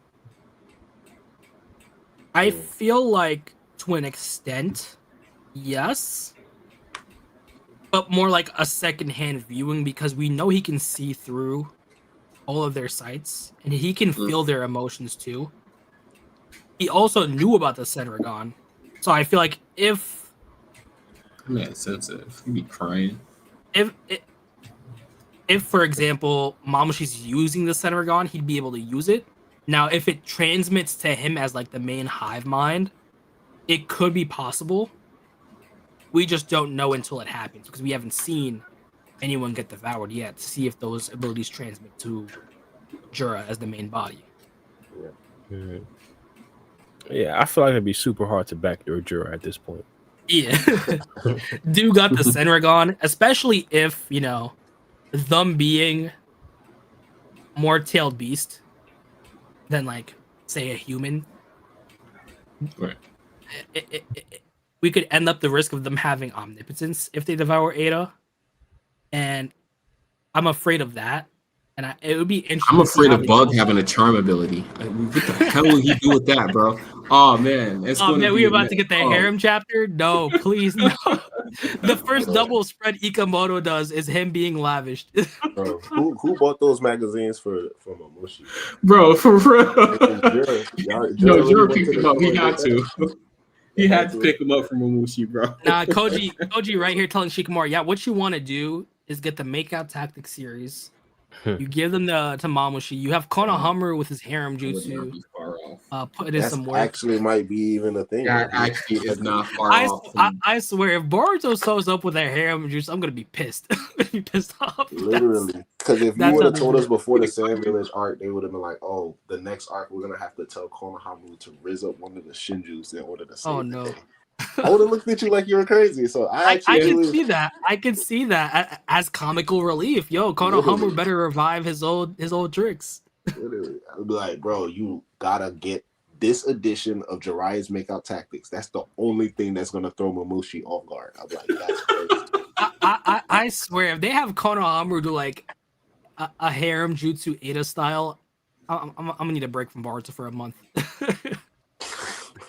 Bro, yeah, would kill Nah, me that right would be now. wild, bro. The that would be only thing that can defeat Mamushi is Makeout Tactics. I'm like, yeah, I was about to say somebody else. Never mind. Nah, You need Brittany Renner to defeat Mamushi. What, bro? It's the only way, bro. It's the only way. oh my goodness. You need Kim Kardashian to beat Mamushi. I'll make it a more. Nah, Koji right here saying, yeah, I'm gonna need you to hit it Tsunade. So have her come back to the leaf. Yeah, when she gonna look at Tsunade, he gonna be like, "Nah, who am I fighting for? I'm fighting for the wrong side. I'm on the wrong team right now, bro. I'm fighting for the wrong team, gang."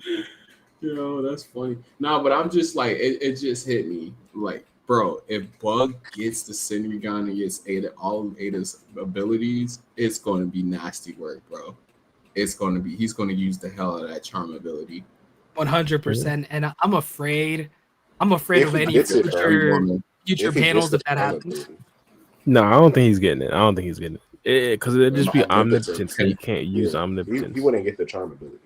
Oh, what? Why not? It would I mean, have to be his desire. I mean, it could be possible. It could be possible though, because think about it. He wants her genetic material. If Ada becomes part of him, and he's technically part Ada, Charm might still be. If that's what he wants it to be, he could have it like that. Yeah, that's true. Because if he's considered part of Ada now, it could still be in effect. I definitely see the point of he might not have it because he would just have omnipotence, which would be locked to him than the Senrigan. But there is also a chance it could be a Cell situation. Yeah, you can still sense Ada in him now, and now he's part Ada. So Charm might still be in effect. We just have to wait and see. I feel it could be funny. Or it would definitely be a bit weird. But he said that's something that you gotta want. I mean, all I see Mamushi want is what's in those foes in the magazine, bro. Yeah, for all we know, his desires could activate omnipotence. Mm-hmm. Yeah. So there'll be some sticky panels. Some very sticky panels, bro. He'll find out Kasha Koji, the clone of Jiraiya, and just start worshiping Koji. He'll be like, "Nah, bro. The almighty This dude of the legendary Makeout Tactics." He was like, "The Kasha Koji." The Kashin Koji. He said, "Hey yo, if anybody knows how to defeat Mamushi, it would be Koji, wouldn't it? The clone of Jiraiya, it would be them, yeah, probably. Of course, it would be Koji who knows how to defeat me. I mean, we do have Jura reading them novels and praising them authors. Yo, let him read Tales of a Gutsy Ninja, and like have that whole arc go full circle. Dude's reading about Naruto. Really? Right. Dude's reading about Naruto or we're reading about Boruto. One of the theories that I thought was kind of cool, and this could be like the only reason or the only idea for my guy Code was to have Code become this version or the Boruto version of Cell, where he eventually absorbs, or I guess devours in this case, all the Shinju, including Jiro, Mamushi, and Hidari, and he becomes like the final villain. Not the final villain, but the big villain of this arc. Or Perfect Code. Perfect Code. Oh, you said Cold? You said Cold Divide? Yeah, Code devours everyone. He finds a way somehow through his genetic material. You know how all the Shinju are also created by his bloodline and stuff like that. Maybe he finds out a specific way to actually do the wood style jutsu, and he devours them. And he becomes the final boss. What I'm afraid of is him trying to do the Ada Damon strategy 2.0 and just say, you know what, maybe Amado has another 2 cyborgs on hand somewhere. I just feel like that's past. I just don't want more cyborgs. No, I would hate that. So I can definitely see him trying to devour the divine trees, especially because they are still connected to him to an extent because of the claw marks. Yeah. I just don't want him doing a whole, I'm going to find 2 more cyborgs and they're going to betray me again. Please.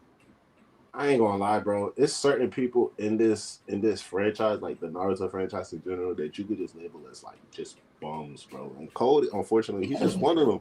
I don't think I think he might get absorbed by one of these Shinjus, and it's nothing else. Like you said, if he finds 2 more, and if he finds 2 more cyborgs, all they're gonna do is betray him. Like, what? I mean, let's look. As much as I don't like Code, and I agree with you wholeheartedly. Let's give him the benefit of the doubt because we do know Kishimoto wanted to kill him, but Ikemoto fought against it. That's true, and I still think that his reason, like I think that argument, that debate, mind you, this is headcanon, but I think that debate happened in the Kara arc, and then the reason why Ikemoto wanted to keep him around was the whole entire get his limiters removed, and then does this whole thing with the 10 toes. I agree with you. I do admit, I believe he was like the major stepping stone to the arc that we have currently. His fingerprints are on like a lot of the things. Like without Code acting in like a lot of the ways that he acts in part 1, we essentially don't necessarily get 2 Blue Vortex. So he's the footprint for a lot of that. I'm not sure if they still want to go further with him.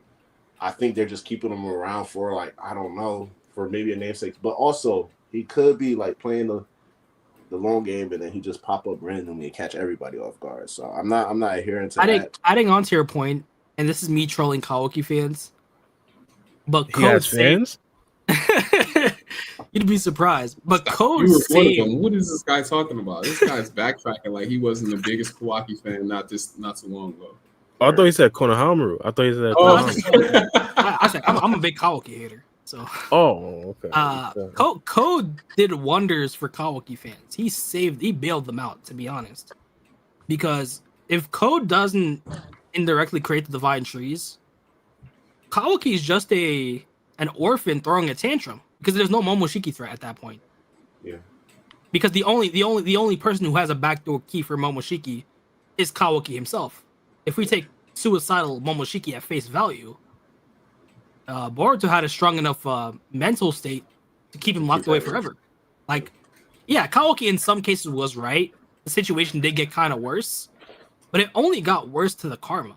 In another situation, it got better. Like, he can't, like, unless he activates the karma, dude's locked in. So it feels like if Jura never became a threat, Kawaki's just panicking over nothing, in my opinion. Even with this, bro, Kawaki can't fool me. He's still panicking, like. Yeah, he's still panicking. Yeah. Naruto was like OD. That's like next level OD. Like regardless of what you say, like the fact that he sealed another grown man for 100% 3 years, bro, that's crazy to me. 100%. No. And I talked about this before. Like he had no authorization. Like regardless of your feelings about Boruto, none. It's a completely different situation of Naruto choosing whether to kill Boruto or not because he's acting in the capacity of a leader. With Kawaki, he's throwing a tantrum, and the village told him to sit down, and he didn't. And then we find out that, Kawaki's plan was doomed to fail at the start. Like, if he kills Boruto, the world ends. So you're basically saying, I told you not to kill Boruto. What did you do? Yeah, you tried to kill Boruto. And then we find out, the world ends unless Boruto's alive. So it becomes a situation that he had no authority at all to even take that risk, and now his risk isn't even paying off. It's not. In a way, I'd say this. I'd say this. First things first. Kawaki isn't being like unreasonable. Right now, Boruto is literally making a deal with Momoshiki to give his body over. Now, I understand the ramifications, I should say, of potentially killing Boruto. Of course, the world will end. I would say there's no way Kawaki knows that.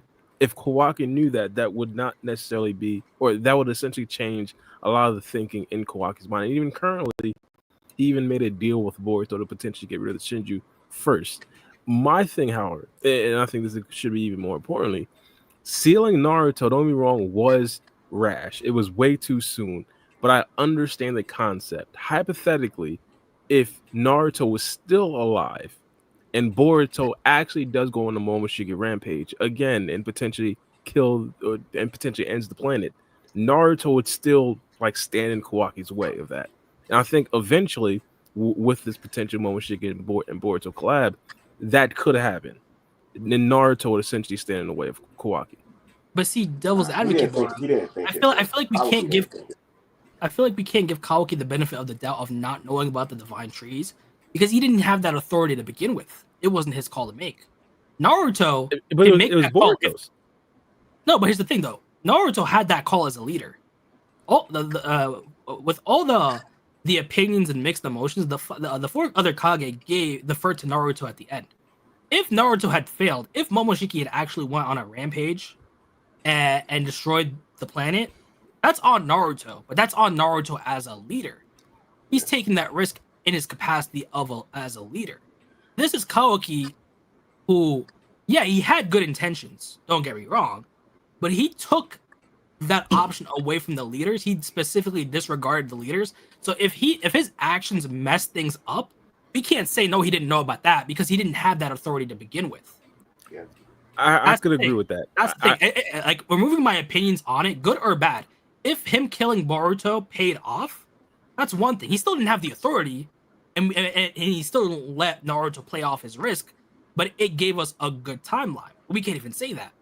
His unauthorized actions lead to a worse timeline if he succeeds. That's the issue.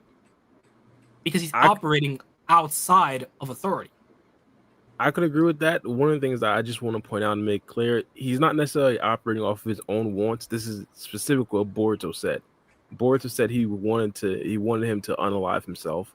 If hypothetically Momoshiki took over again, and that Kawaki is still on that mission.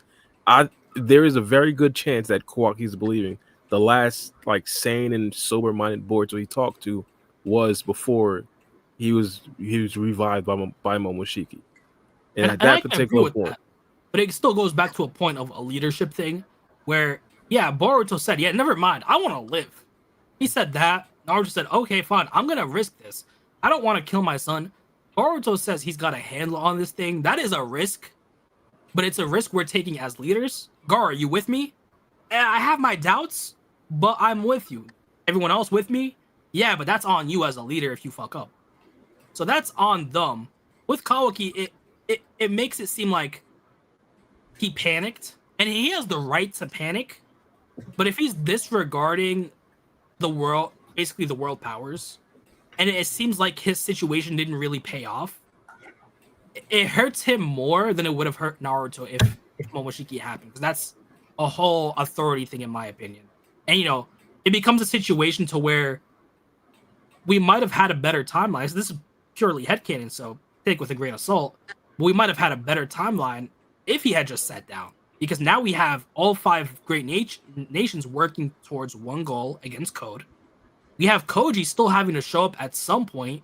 If Kawaki's not going to act, and Naruto's that buffer against Amado for Koji, we might have entered a situation where we might not even have had to deal with the divine trees, because even though it was a low chance, Koji did see some timelines where the divine trees got taken care of before it even happened, and Kawaki did prevent Code from leaving sooner, which caused Boruto to miss the divine trees by a bit of time. So, we can only speculate, but it seems like for now, Kawaki has had a bit of a negative effect on the world as a whole.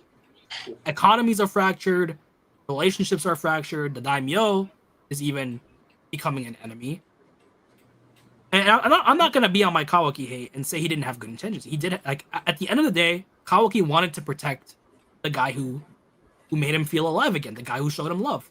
It's just he's operating in a black and white situation where he's not thinking fully of the ramifications. And Yeah, in his mind, he is thinking logically, and to an extent, it is logical. But then again, it is logical to take risks. Risks are a thing in life. You can't remove every single threat to Naruto's life. Like Naruto could be an old man and just get mugged one day and he's dead. So I feel like Kawaki still has like that childish, naive mentality. So in a way, it is that dark Naruto parallel. While Naruto had a positive, naive mentality, Kawaki has a negative, naive mentality to where I need to protect Naruto at all costs. I can't really see the bigger picture right now other than killing the Otsutsuki. And it shows with the Divine Trees. He was ready to square up against Jura again until Delta straight up told him, "You just got your ass kicked. What are you gonna do now?" Which finally made him ease up a bit. Kawaki's the type of person where you have to actually beat it into him for him to see he's wrong. Because if you just went and told him, "Yeah, in 3 years these Divine Trees are gonna attack," you probably shouldn't kill Naruto. He's gonna say, "I don't care. I'm offering Boruto. Not Naruto, Boruto. I'm offering Boruto, and I'll deal with them later." So it feels like Kawaki is this pure character who's following his heart to an extent and trying to make it sound logical, if that makes sense. In a way, I agree, but I just wanted to make sure think there he's biased. is like a logical reason behind his actions. And I think currently, right now, you could argue that he's one of the most responsible people in regards to Boruto, because he's the only person that's actually treating him like an Otsutsuki member, which he is. Again, he's literally making a deal with Momoshiki as we speak to potentially take over his body. Now, we already seen episode 1 and chapter 1, so we understand that might likely is probably not going to happen, but there's still a very huge chance of that. Now, just because he doesn't, he couldn't necessarily tell the future and things of that nature. I understand he is making ultimately the wrong decisions, but there is a logic behind it. And also, what I do want to say is the Shinju in itself should open his eyes upon the fact that the Otsutsuki clan isn't necessarily the only threat. I believe he looked at the Otsutsuki clan heavily because those are the characters that he believes that Naruto couldn't necessarily beat, along with other things as well. Of course, it wouldn't necessarily be I the said only the reason. ones that gave him PTS fucking D. Yeah, so pretty much, yeah. Naruto couldn't necessarily beat them. He probably looked at ninjas as being potentially troublesome, but Naruto is like the goat of ninjas. Like he's not necessarily fearing of regular ninja.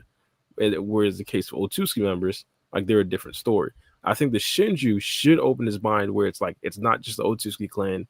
I have to worry about multiple other characters, and if it's not going to be the Shinju, it's probably going to be another potential threat in the future that's not going to have anything to do with the Otsutsuki clan. So I think this should open his eyes more. And I agree. I believe agree we 100%. should give Kawaki grace because he isn't like a 30-year-old seasoned ninja who already seen the world and everything like that. And to be honest, you should be given more grace than a character like Sasuke, who's already familiar with the ninja world and familiar with the cycle of hatred, or familiar with the cycle of violence in the ninja world. Kawaki is like trying to be a boss at the age of like what we said, like 19 or something like that. And that's inevitably going to be a bad thing because he doesn't know everything. And Sasuke as well. He was trying to be a boss as well at the age of like 16, 17, and made a whole bunch of wrong decisions as well. So I think you 100%. should give him grace. 100%. I just feel like, at the end of the day, we have to scrutinize him more because say everything blows over, right? Shikamaru can just say, "So if you had listened to me and not have tried to kill Boruto, we would have been good." Because again, he doesn't have that leadership position. So I feel like in that we can give him grace. It's just in that role, he's kind of proving leadership right. Because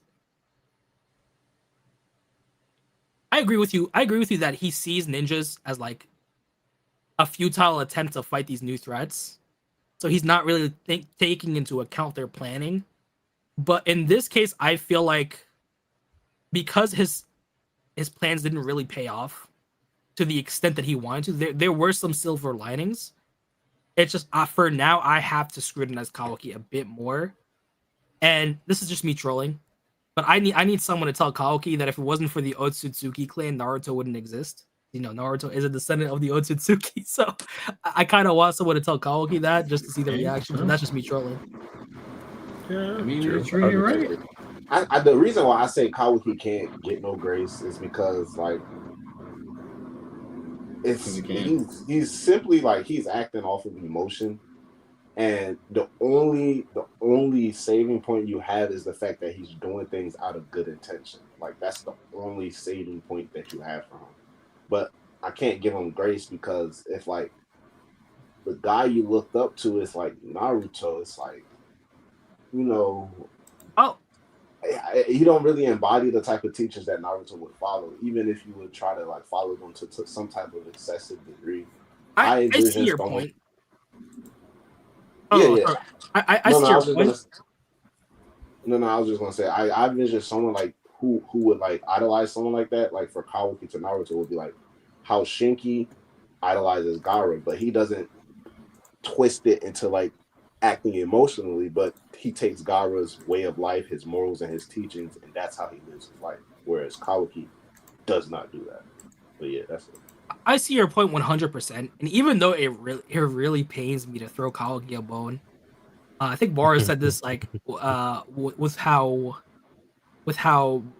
in Kawaki's mind the real Boruto he was talking to was when Boruto told him to end it. Some of the blame does have to unfortunately go to Boruto because he did kind of warp Kawaki's perception by telling him to kill him, by putting it on him, because initially he wanted to help him get free from the karma, and unfortunately telling a traumatized kid to kill him and then taking it back without fully talking to Kawaki about it can have a negative effect.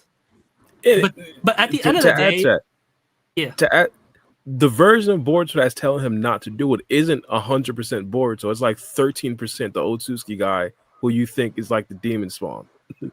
I feel like at the end of the day, that blame just goes on to Naruto because he thought just a casual talk with Kawaki could have fixed that thing.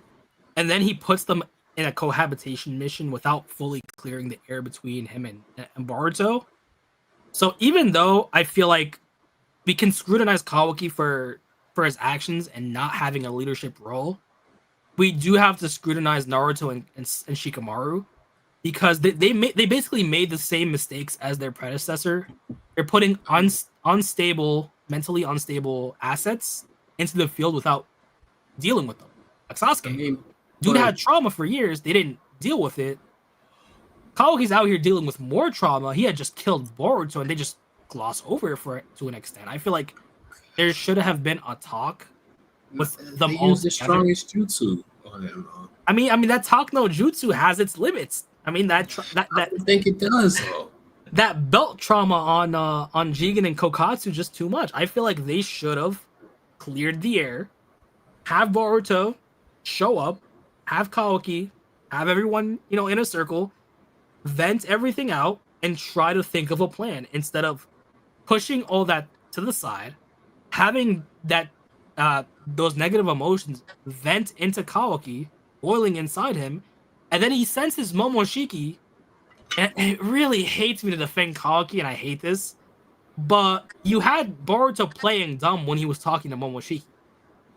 Dude could have said, yeah, I can hear Momoshiki, but dude played dumb, and unfortunately, I feel like that hurts Boruto's stance a bit to get Kawaki to trust him.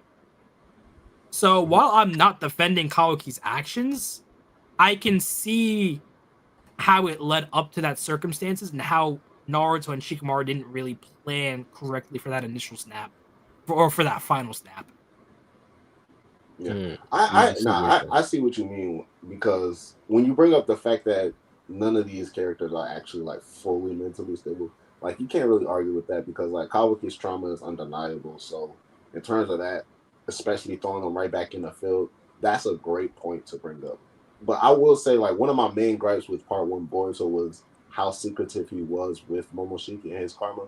So I always thought or felt like, Boruto should have at least talked more about like his experiences with Momoshiki. It would make a whole lot of things a lot more easier, and we wouldn't probably be in a lot of situations we are now if Boruto was more vocal about Momoshiki. 100%. Plus, you could have separated them. Like, Yeah, you don't need both of them in that cohabitation for I think they could have benefited from throwing Boruto to Sasuke. Go on a training journey.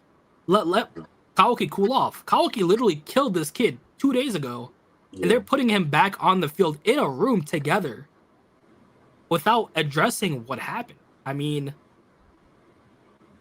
we have to blame the circumstances on Shikamaru and Naruto to an extent because they completely glossed over it. They didn't fully consider Kaoki's mental state. They also didn't put limits on Kaoki after killing Boruto. They could have definitely talked to Amado and said, yeah, you gave him the karma.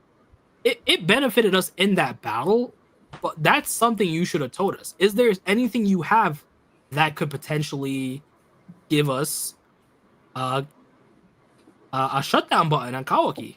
Yeah. They completely just like lost that. Yeah, that one that's solely on Amado as like being the snake of a character. But for the most part, even from Shikamaru's stance at that point, I also understand like as much as you would want to like double down on like, yo, you just did this, that, and the third.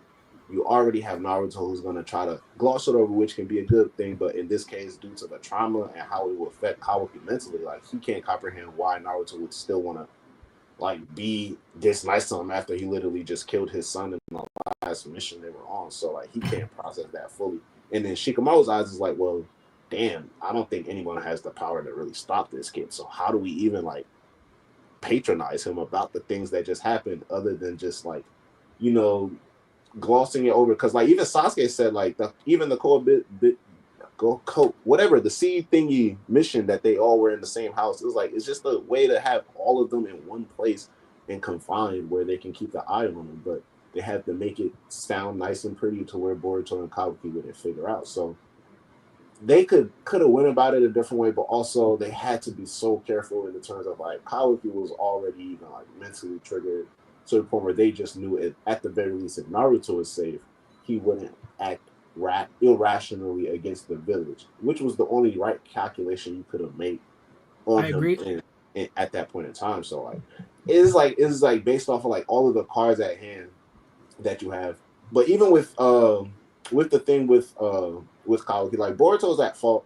I think even since before Kabuki pulled up to the village, he should have been talking about that damn karma seal on his palm. So that's one thing he should have been addressed. But the thing I appreciate about the first time, I had no problem with Kabuki killing Boruto, even with like Naruto there. It's like, yeah, that was 100% smart decision.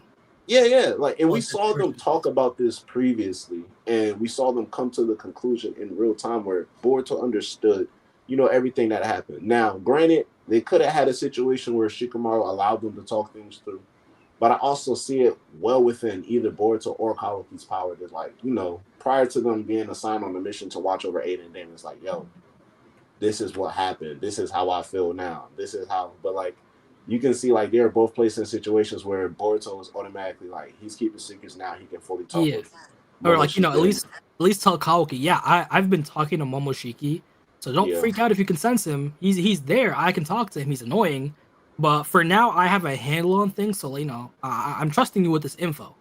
He didn't trust Kaoki with it or anyone, so we do have to. And it's like, they just both did actions without consulting the other, and then it's just like it's like a domino effect. It's like a domino effect. I'm not defending Kaoki, but I see the situation of where his trauma led to, and I see how Boruto kind of aggravated Kaoki's negative emotions. Side note, and this is just me trolling, but man, the one time Naruto does not send a clone to his house, he gets sealed. He might have had he might have had the right idea. Send a clone to the house. He even tells Hinata, yeah, it's been a while since I was actually in the house. You're happy that I'm not actually a clone. Maybe he had the right idea. It would have been hilarious if Kaoki sealed the clone. Yeah, I'm in the office. That's facts. This is an insane fact. I'm yelling at what the fuck, Kawaki? I mean, the one time he actually shows up, dude gets packed. You know? Dude had the right And idea. then even up until that point, I was rocking. I was like, damn, I can't believe Kawaki just did this. But I was on that like up until like when Kawaki sealed away Naruto. I think at that point like that because that chapter ended on a cliffhanger. Almost everybody was on the Kawaki train because I was like, man, this guy Kawaki just flipped the story on its heels. Everything's going crazy. And then I can't say Omnipotence ruined it for me because like Omnipotence turned its story on its heels, so it was like a great thing as well on its own. But then it's like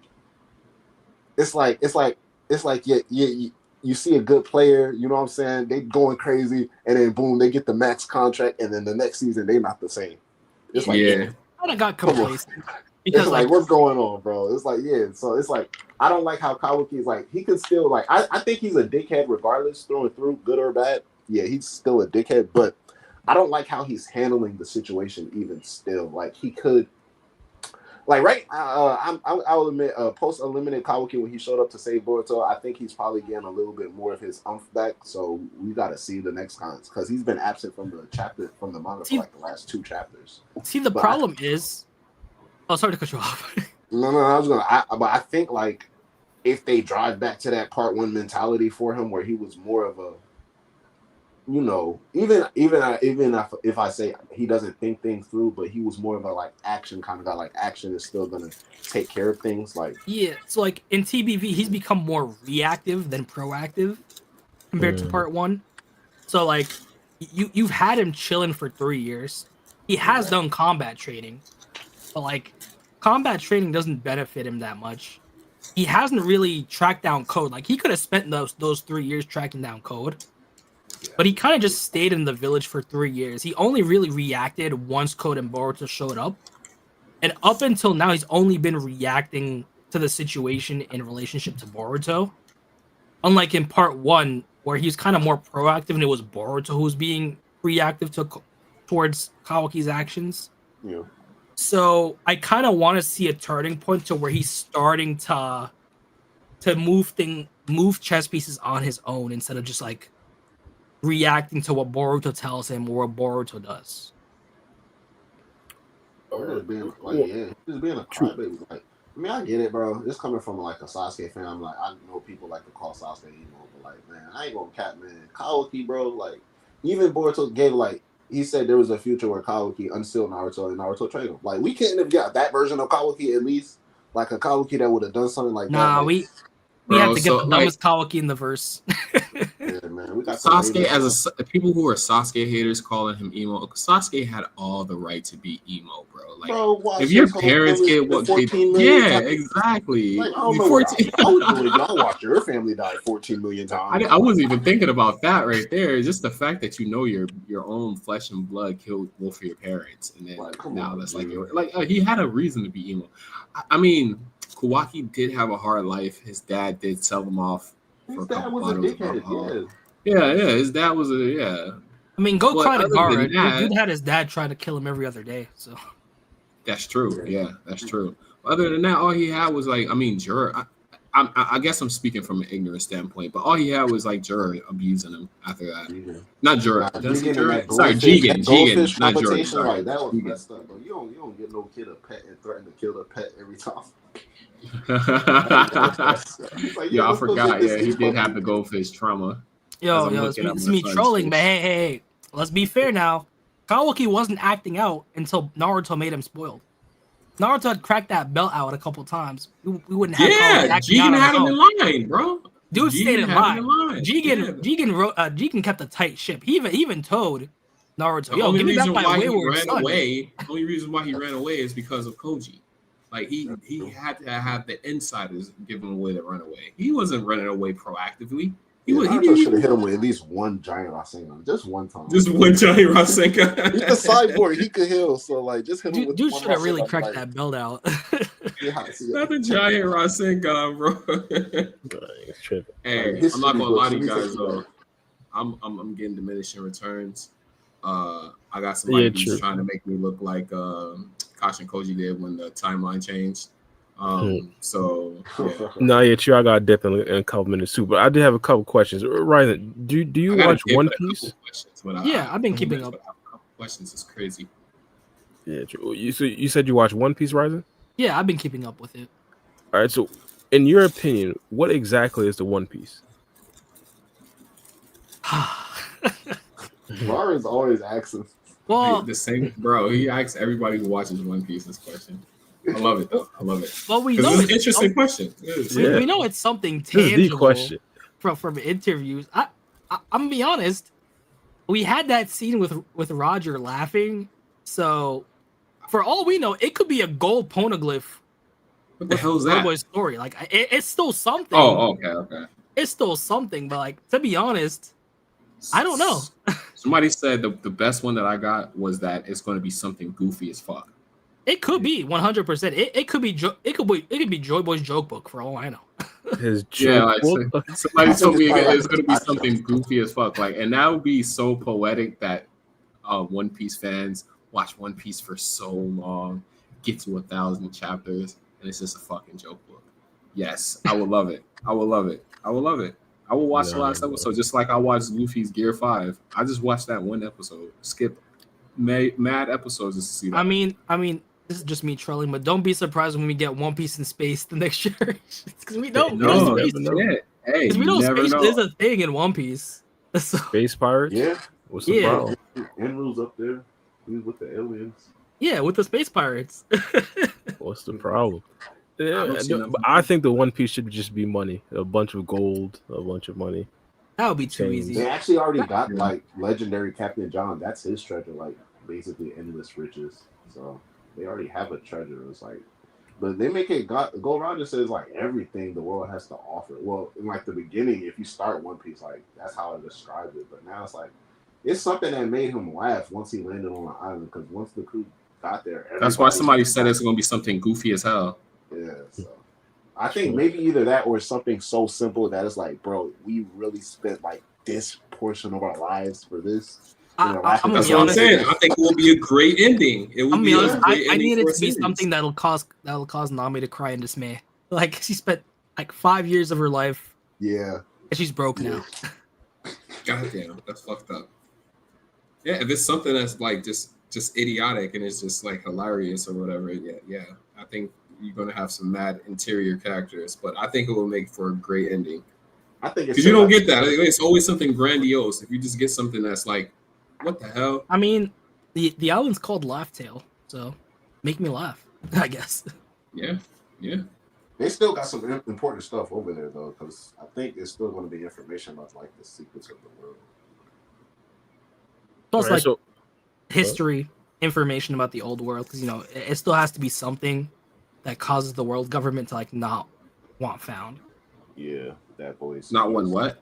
My bad. Because you got to remember, me and Bar are non One Piece yeah, followers here. Ooh, just so I don't spoil anything. You're not going to spoil a goddamn yeah, thing. you straight. I promise straight. you. I will You're probably good. forget. I don't know why they're like doing this. They So, just so like- basically to find Laugh Tale, you need these like poneglyphs that give information about the old world. The world government don't want that information getting out. So if they're willing to massacre and cause genocide to people who research those poneglyphs, Hold up. This is for the people who don't know what the hell that is. Not me, because I know exactly what it is. What the hell is a poneglyphs? they're like these giant stone square tablets that have information about it. See, I know it. I just wanted you to dumb it down for everybody so they would know what it is. Because I felt a lot of confusion coming from the audience. All right, continue. My bad.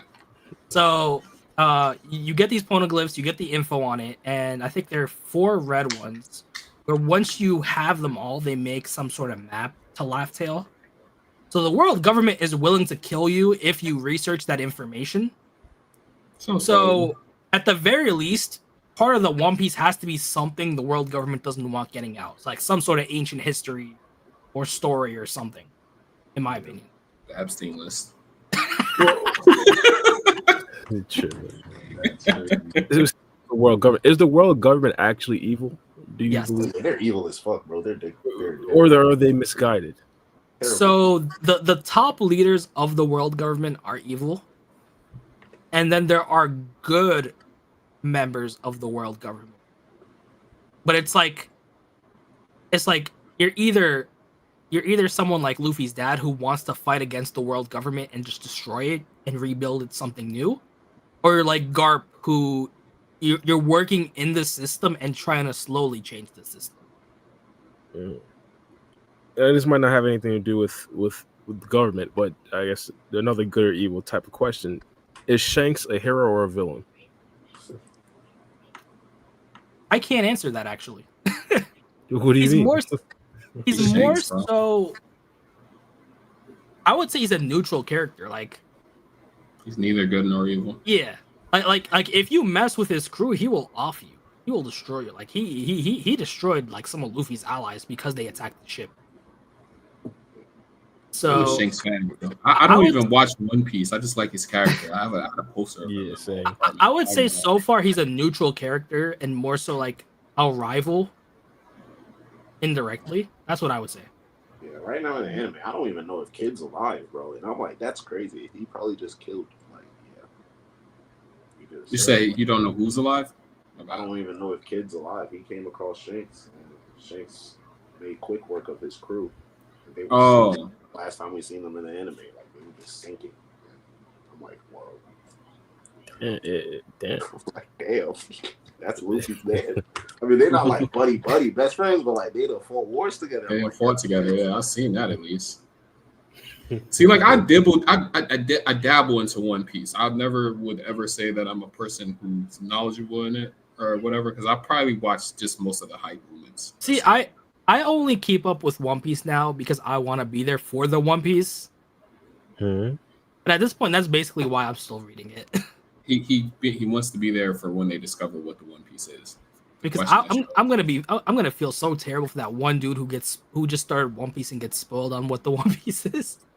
That's gonna be peak work. I have to, I guess my last question. Well, maybe it's worth it. oh. Maybe they'll find like the journey is worth it, even though you know what the ending is. That's fair. Just yeah. True. My last question. It would be a Zoro question. Will Zoro surpass Mihawk? I think so. Because I feel like that's his goal, and I feel like most of the Straw Hats should be able to accomplish their goal at the end of the story. So I'm gonna say yes. That's kind of like my boy Kenpachi.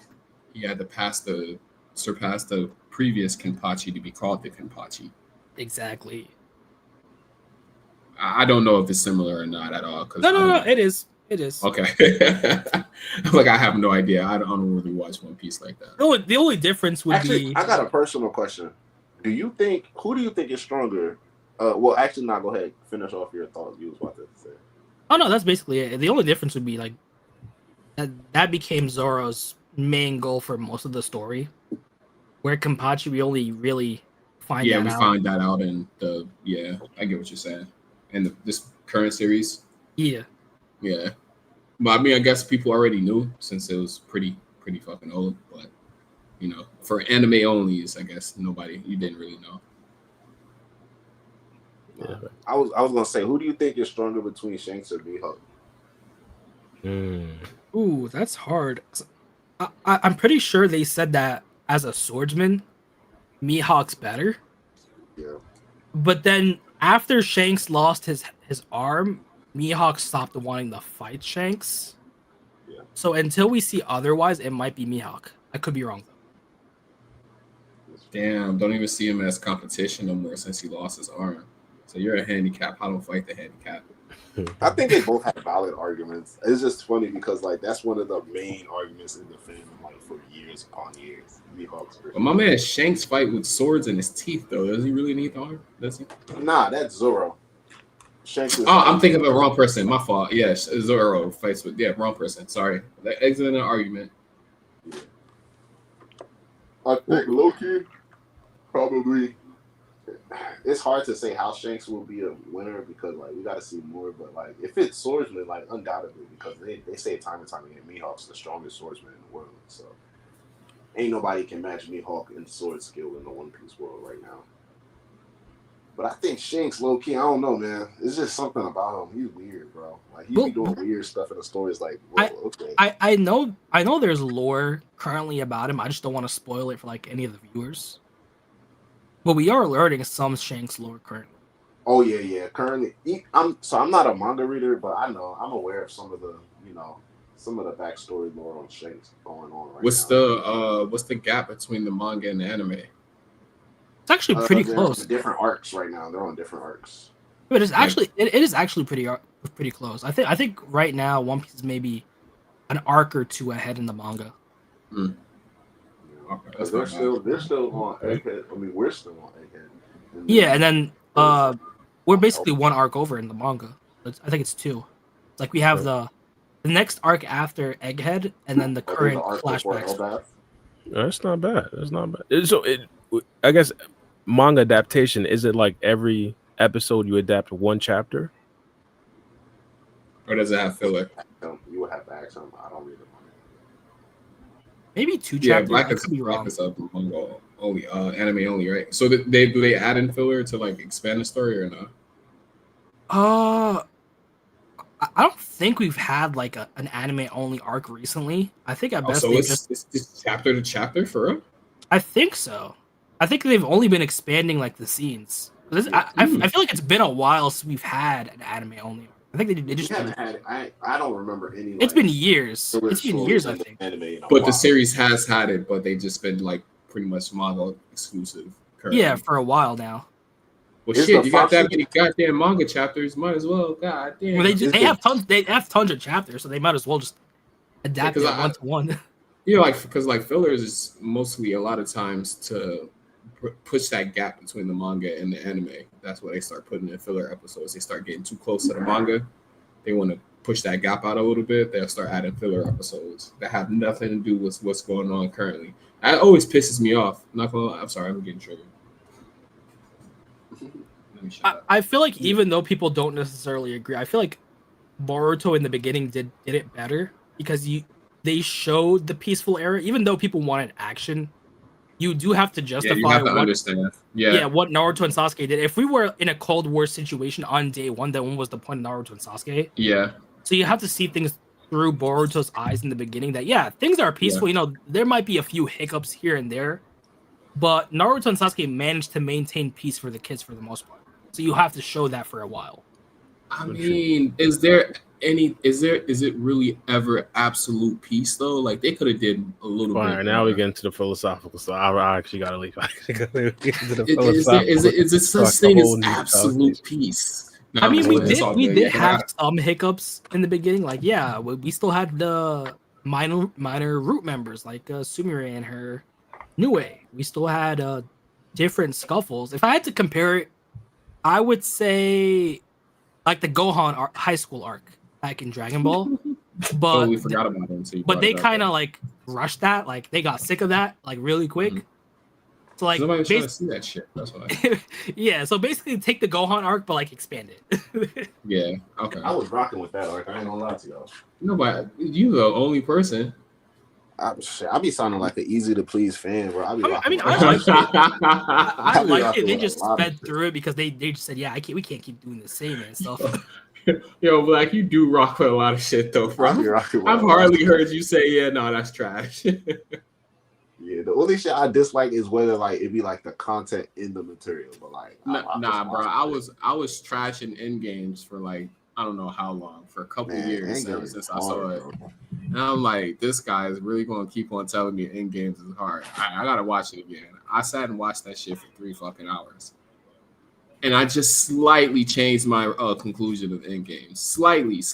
It got a little bit better. Maybe because I stayed up for it this time. I wasn't I ain't gonna lie, it's a long movie. Hey, even watching bro, Infinity Castle, the new Demon Slayer movie, that shit is 2 hours and 20 minutes, bro. So like, I'm cool with that. Yeah, I'm cool with that. I don't mind movies being long at all. I don't mind them being long. It's just like be long and have substance at least. It was just seemed like when I first watched Endgame, it was just like a whole bunch of nothing. But then I watched it the second time and I kind of understand. I know Bar got to leave, so I'm just going to make this quick. I kind of understood it. Like I didn't like because my man Thor was fat, but Thor was going through a traumatic fucking experience, and it was like him having PTSD and all that stuff. So, like he was dealing with his mental health, so that's why he got overweight and stuff like that. So all right, that makes sense. They was exploring the mental health aspect of things. Still don't understand why we got Professor Hulk. Like he's like, oh, me and the Hulk, we became one. I understand. Like in the previous movie, Hulk didn't want to help him at all or whatever. Bro, you know Hulk got a son now? I don't want to fucking hear about this shit. I'm out of I here. didn't even know about this shit, bro. What the fuck? Because we're getting the She-Hulk. We're getting too much, bro. Like, the Yeah. MCU's trying to do way too much, bro. I'm cool. But yeah, hey, Ryzen, thanks for joining us, bro. Hey, no We'll problem. It do was this a again in pleasure. the future. Yeah. Yeah.